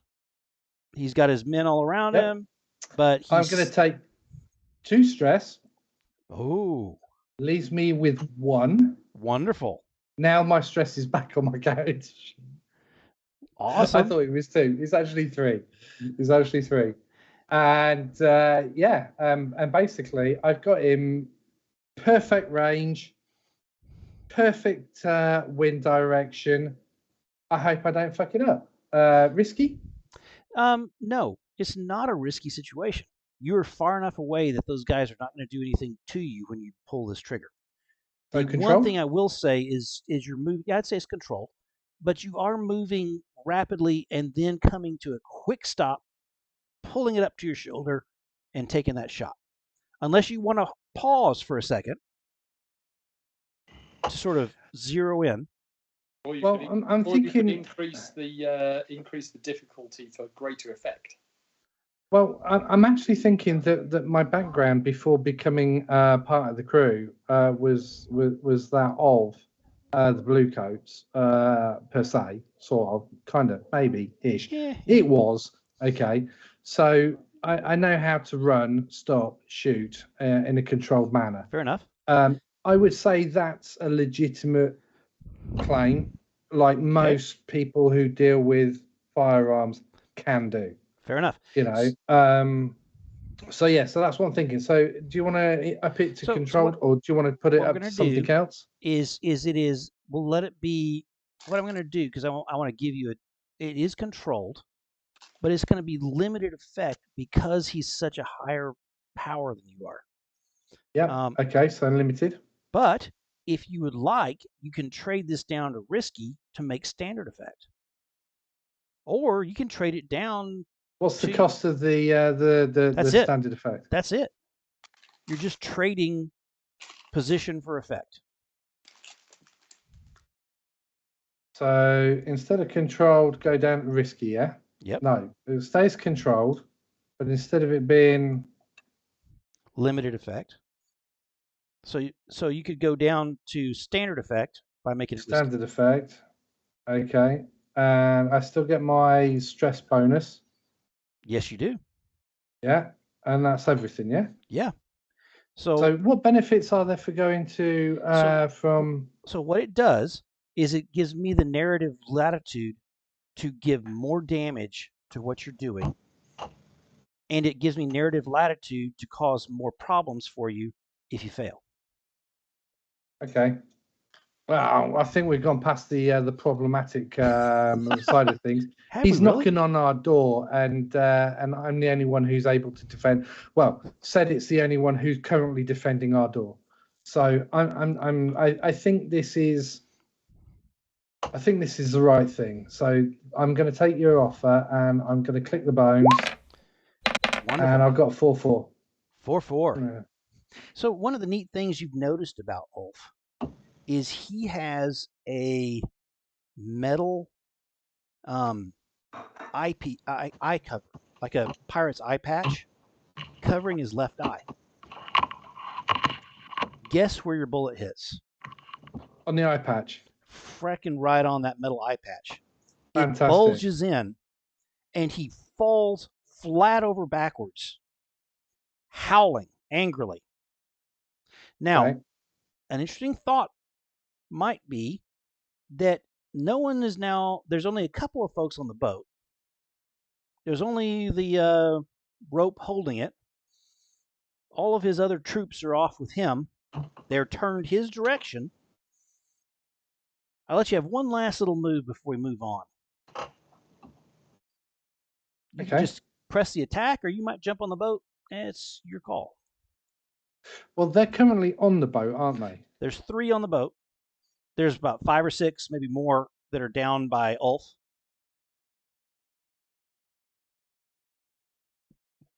Oh. Okay. Yeah. Oh, I thought he was on the boat. No. Right. Okay. Yeah, no, that's Sorry about that. Go ahead. No, that's absolutely fine. That still plays. So I'll go. So what I'm going to do is I'm going to say, I said, get off my fucking boat, and I'm going to run to the rope. I'm going to unmoor it, and then I'm basically going to kind of like jump over. Nice. And then I'm going to get set it to attack one of the 3. Brilliant. Doesn't matter which one. Okay. And then I'm going to say to Paul, downstairs. Now, you're safer downstairs. Get the engine running and move her. Move the boat, Paul. Move. Paul. Hello, Paul. Move the fucking boat, Paul. Right. And then that's it. So it's been unmoored. Let's do this in one roll. Let's do the whole thing. And if you want to do it as a group maneuver with the other set it, let's do that. So why don't we make this a group maneuver where set it's doing a skirmish type move and you're doing whatever it is to make your acrobatic move to get this boat going and unmoored. Yeah, and I'm taking 2 stress for set it for the attack, by the way. Perfect. Okay. So what do you want me to do roll-wise? So we'll just do it as 2 rolls. Is one thing. We'll do it as 2 rolls. So let's set it roll and let's see what this attack does. 5 and 2 and a 2. Well, there we go.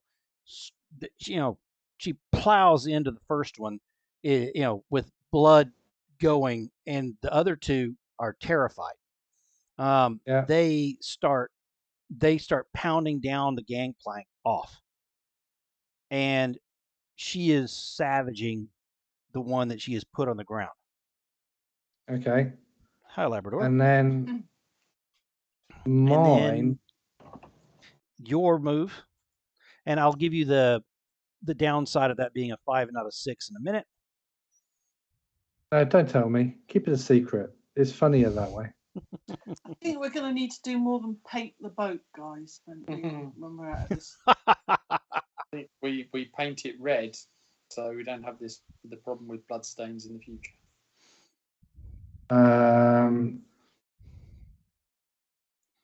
Okay, that's going to have to be a prow roll for my jump because it's in the prow. It's running, jumping, swimming. So I'm not going to take stress on that. Is it risky? Yep, it is. It's risky, but it's standard effect. Once again, you can trade that to no desperate bonuses. And heavy. Okay, I've got perfect. 5. There you go. And there we go, 5. Boom, boom. You make the jump. You've untied it. You have the motor starts below, and we will once again take care of these just by putting pie pieces in. So Yeah. Wonderfully. Sorry, guys. I think I've just made our standing with Ulf slightly worse, but it's all right. So you right know, now, my thing was to protect the pole, so you know, I'll take a pie piece for Ulf. I'm going to add a pie piece to the Helma, which will make it unusable by you guys. And hang on, I'm going to add Ooh. a. Okay. You know what? We'll do it this way. It's not a big deal. But Lord Delvar now knows for dang sure that you guys are the ones that got Vivienne out. But you know what? He might not be that upset right now. You gave him 2 pie pieces. 2? He had 1. Well, you filled in the Helmore one and Lord Delvar's. That's 2. I did. 1 pie piece for the 5 for set at the cat. 1 pie piece for set at the young lady. Now you're taking pie pieces when we roll a 5. Oh, is this getting bad? This is getting scary. Stuart's gonna get so pied when we come round next time. Yeah, not with anything nice like apple pie. We're going to use. Well, you know, I mean, I could come up with other bad things to happen to you, but I mean, that's what clocks are for, to give you that type of option. So the foundation. John will disconnect your internet. Wow, you know, I'm just trying to run a fun game for you guys. I'm getting beat up, Okay, wonderful. You have 1 guy on your boat. The boat has its prow pushes out away. You can hear the put put put of the engine, and Ulf is still down. His men don't sort of know what to do. Can I take another attack? Pop, pop, as several shots start coming your direction, but they're high and wide. These guys are pretty shocked at the whole thing. So you can tell me where you're going. I think you guys are here in Coleridge. Where do you want to go? Give me a heading of where you want to go and the rough direction. I said it. Do you want to stay in Duskoff or do you want to go somewhere warm with blue skies, no spirits, no demons, sandy beach, you know, pretty lady, I'll look after Paul, you know, and we could be a happy family. What do you want? And she comes back with the spirits I need to feed at some point. Got it. So we're staying. Okay, fine, fair enough. So we're in Coleridge. You're right about here somewhere, and you're heading. Where do you want to go? Your prow is pointing. Which way do you say it's pointing? North or south? I honestly haven't thought about it. So let's roll let's do it. A d6. 1, 2, 3 Evens is north. Is north. Odds is south. That's perfect. Odds. So we're facing south. Okay, facing south. Okay. So I'm going to move it up this channel then. Okay, so you're going to turn around this point and come north, and you do know that your buddies are all over right here. In that case, what I'm going to do is I'm actually going to move the barge up to where my buddies are on this canal, and we'll head that way. That sounds great. That sounds like a great plan. Can't hear you, John. That's going to be really, really funny. There's going to be me sitting in this boat. Oh, hello. Yeah, and this is where we do the cultural thing of just eat. Who ordered the mac and fries? Hello, everyone okay? Okay. Let's before I start descending into terrible British accents, let's go into those folks. I think we just did the outside of the house. Is that correct? So let's move indoors once again. We have a second move to try and get. I'm sorry. I said because that's where the real party is. There's a serious party going on. That is for absolute sure. So let's go to. I'm going to do this because I sort of want Wrecker's second. No, I don't. I want Wrecker's first. Wrecker, what do you do? Right. So it might impact the others. the spirit that she's carrying, that he's carrying, Yep. is it? So who is it again? Thalia. And who is Thalia? Her friend. So we can't really. I was going to suggest we exchange it for Mara's life, but that may not be the best idea. If they're friends, she might not agree to that. What I could I use some of the explosives that we'd had, because we had some explosives, didn't we? We had, yes, I definitely. think you Definitely did got have some explosives. explosives on purpose. Yeah. We had some purposeful explosives, and I could have that in my inventory. Okay. I'm thinking about blowing the bloody doors off. Okay. So is this a thrown explosive into that crowd of people? No, this is more no, because that would just cause mass death. I'm just thinking about getting out the front door. How many people are actually out the front door? You know, there's not that many now. There's not that many now standing in front of because it. there's freaking Can I Argos just right there. Could I just run out the front door? You'd be going right past the big demon Argos. Right, so that's the scary thing. Let me I'll pull this. Oh gosh. So Felix, I don't think there's any civilians around the front door. I think it's basically you've got Lord Skurlock and the demon are the only people around the front door now. And even Skurlock's backed off from the demon. Yeah. You know, you can talk. You don't always have to kill people, Felix. Yeah. Well, I was going to see if we could do a deal, but I don't think that's going to happen because he's after everyone. And so you're standing right next to a big demon. Yeah. Can I ask, can we have a Lord Skurlock token as well? I don't have one prepared, but we will say that he's right about here. I apologize. I was trying to make one with my generator earlier, and I didn't get it done in time. What I'm thinking of doing is having a bit of a controlled demolition, with a controlled wrecking by throwing an explosion around here with a blast radius. Around where? Okay. Around here. Okay. With a blast radius, which would affect here, here, and here, and then maybe then trying to run through whilst they're kind of distracted, running through the doors here. Okay. Let's not forget about Mara, who's standing here. Mara's here. That's Mara, isn't she? Yes. Ah. That's. Okay. The other option is how easy would it be to go past here? He's how engaged with the tentacles and stuff is he? I mean, he just he's slapped off one just recently, but he seems to be casting about trying to find something. Like he's scenting something. He's trying to find Mara, and he's also trying to find the spirit. So his focus. But he is very interested in his daughter too, who's standing right next to you. Is his daughter's also looking at the demons? I'm guessing. She is sort of shaken herself into her full form. Yeah. I need to get out of here. Basically, that's my plan. We have a flashback to Rekka sticking some dynamite up her backside. Yeah. Sorry. I think that was Rob. So anyway, as you stand there contemplating contemplating what you're going to do, Wrecker, I'll add this. You hear it's like, Father, please, they've helped me.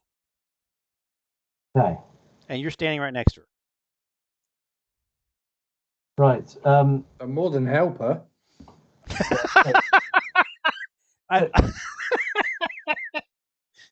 Yes. So I'm going to beg for to let me go. Basically, I'm just going to beg. Let's hear what you say, and let's see the roll. Okay. I'm not going to do a begging roll. No. Sway. I've got a sway roll, but I don't want to do that either because I'm not very good at it. I'm thinking about just doing a prowl roll by running the hell out of here. Okay. But I'm going to say I helped you. We looked after you. I unpinned you. I awoken you from your drugging. Please let me go. And then I'm just gonna run for it. I like it. I like it. Let's make this roll. So I'm going to do this as a prowl, or Sure. And it will cover the statement and the dodging. okay. Risky. Yes. Standard. It's a standard effect. It'll be good. It'll be good. Come on. There's the 5. Okay. So she sort of swirls a wing in between the gaze of Argos and where you slip behind her and rush the direction of where Mara is. Okay? Yeah. And you two are stumbling into this crowd of people who are pushing back, trying to get to that back door. No, my plan was to go through this door. Oh, you're That's going what I was towards See? Argos.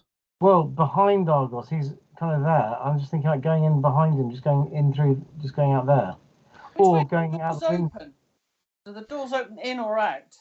They actually open.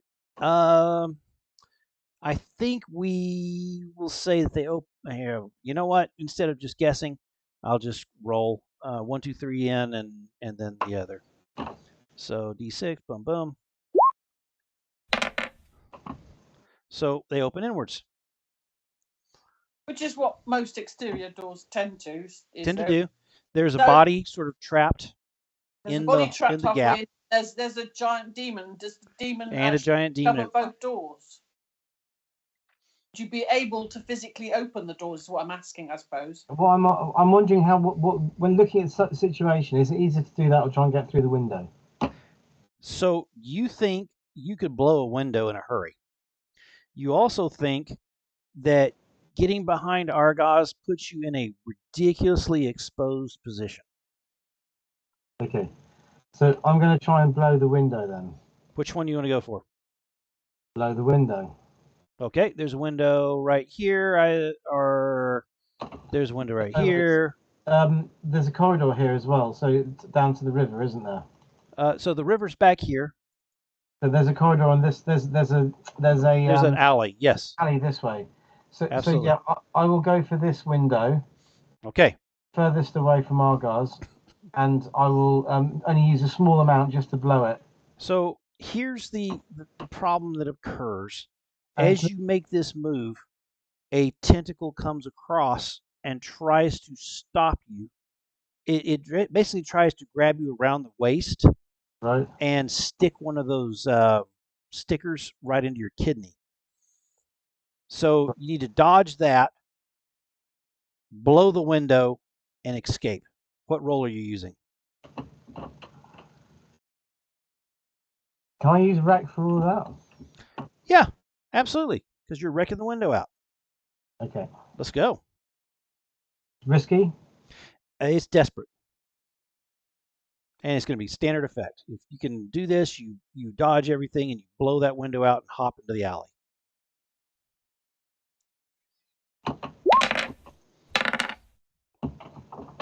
There's the 5. Yeah. Okay. Boom. It blows out. You dodge that last attempt of the tentacle to grab you. You take a level 1 harm, which is bruised shoulder, as you have to dive out the window to avoid this tentacle, and you land on the cobbles directly onto your left shoulder. Okay. Rob, if you're talking to your stream again, I swear. Okay, so yeah, I thought I muted Skype so that you didn't hear that comment because it was slightly rude. All good. Okay, so you made it. You're up, and you were in that alleyway. Let's move to Mara. And we haven't covered you guys yet for the second round, correct? No, that's right. Yeah. Okay, so you saw that interesting appeal from the Vivienne, well, the weeping lady, to her father, and it gave Wrecker just enough time to blow his way out, and he's out of the building. Well, hopefully it'll give us enough time to dive out the back door. So Brilliant. I'm gonna make my prowl roll again. Let's do it. And once again, to add to the color, the tentacle coming your way is snaking in between the legs of the people that are pushing ahead of you, that you're trying to work your way through, and it tries to pop up in front of you to grab the front of your jerkin and pull you down to the ground. That's not good. Well, again, try and get, Absolutely. Let's avoid this. Yeah. So position. It's risky, and but it'll be standard. If you can do this, you can do it. Sorry, control, desperate, risky. Sorry, yeah. Yep. Standards. Go for it. There it is. Look at that. Double 6. Not only do you do that, you can get yourself and numerous of the folks that are trying to get out the back door. You could help arrange them so they're not killing each other going out the back door. Yeah. So basically, Twitch is like, okay, go. You go. Absolutely. Basically, so he clears the back door of the jam of people that are in the back door. And this will give Mara an extra die. Okay? I mean, you got a critical success. So Twitch is outside. Twitch is out. John, you have come up on that second set of steps, and you can see this flood of humanity rushing out that back door.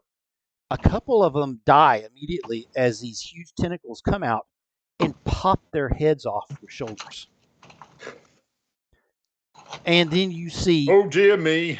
You see Twitch sort of roll between some of them and pop up, ducking carefully under one of those attempted lasso moves. And you guys see each other eye to eye. Mara, roll. Let's see what happens. Okay. You get an extra die because Twitch gave you that. Go, opening. Christine. You can do it. You can do it, Mara. I believe in you. Get out of here. So I'm risky and standard. Yes, is that right? Yep. Lovely. Dice. Would you like to trade it to desperate for great effect? No. Okay. Want to take stress? Devil's bargain? Okay. Hell no. Hell no, we won't go. There's the 5. Okay. It does take a little extra effort to get through the last of the people that are rushing out, but you make it out. And the rain is now pelting down. As you stumble out, you can see above, there's this weird circling cloud above this building, and it is now moving much more rapidly. And there's debris that's flying out from the top of the building. The water in front of you is choppy, and in places there's blood. I mean, quite a bit thereof, as if a bunch of people may have died recently in the waters of this canal. I wonder how that happened. Now, interesting. And standing behind 2 cultists with a shit kicker grin on his face. Absolutely. As you see the brute, you see Twitch. They're sort of slightly off to the side of the crowd that's trying to run each direction. And now this offset time thing where Set It was moving one way, you guys are moving others. I mean, the time links were not exact. Guess what you see coming up the canal? Like the cavalry of old. Put, put, put, put, put. You can hear the engine. You recognize the engine. And with one final group roll, you guys can jump across to your ship and be done with this. Who wants to lead this?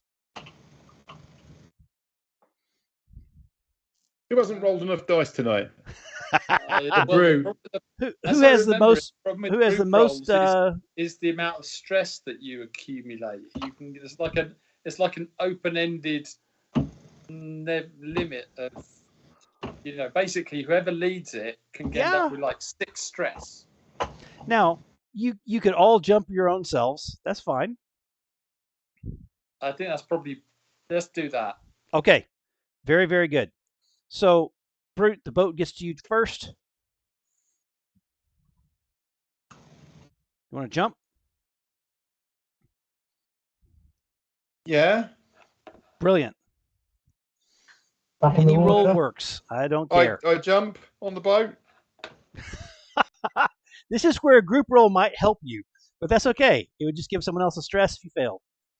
So what I'm asking for is a roll of some sort to get across.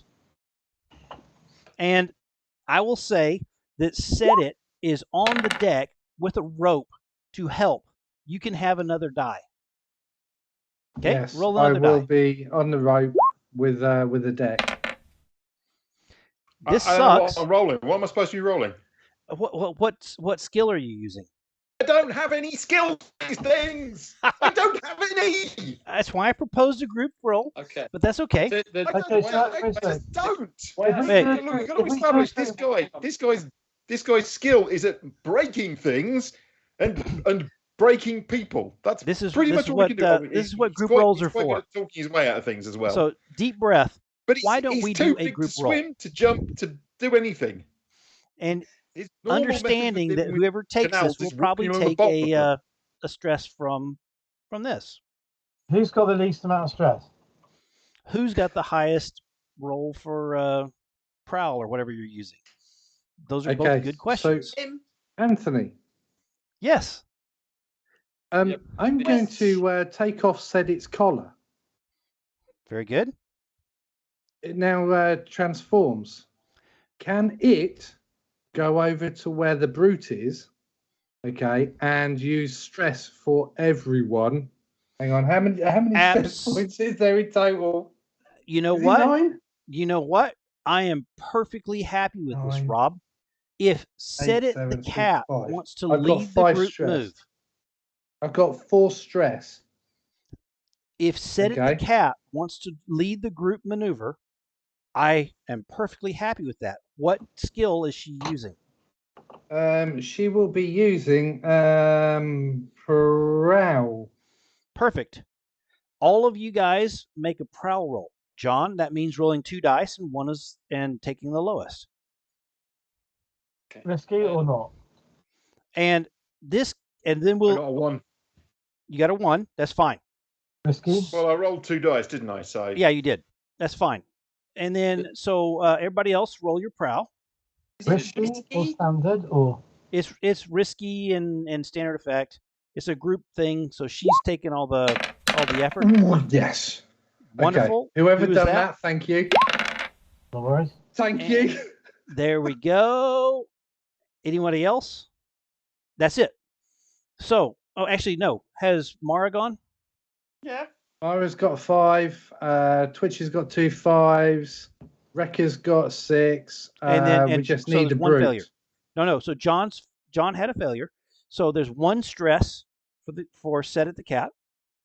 1 out of that entire thing. So what is Set It's prowl roll? It's 2. What? It's 2. She failed? Oh no. Sorry, I didn't roll for it. Sorry. It's 2 dice. Do you want to stress? No, I got a 5. Perfect. So let's narrate this.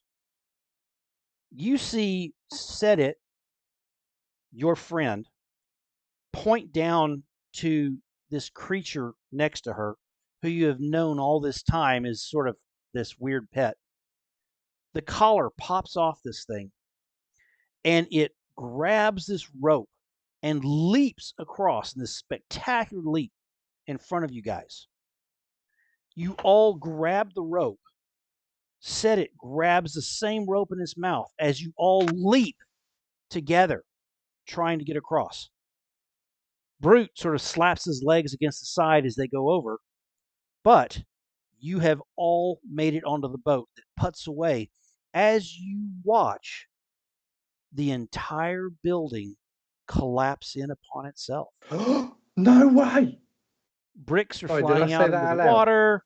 There's No! screaming. The humanity, the spirit wardens are now there. The blue coats are now there. Everybody's freaking out as your boat slips off into the darkness. Ladies and gentlemen, you have survived the Nameless Exhibition. Everybody, give yourself a hand. Woo! Well done, guys. Well done. You guys were fucking amazing. Amazing. Good rolls there, too. Woo! Serious downtime. The great thing about it is I'm sure there'll be absolutely no consequences for what's just Zero happened consequences whatsoever. So we will do a downtime next time we play.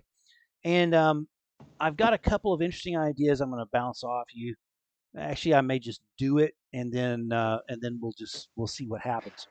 But I've got an interesting idea on tackling the overall problem of this world, which is the gates of death being open.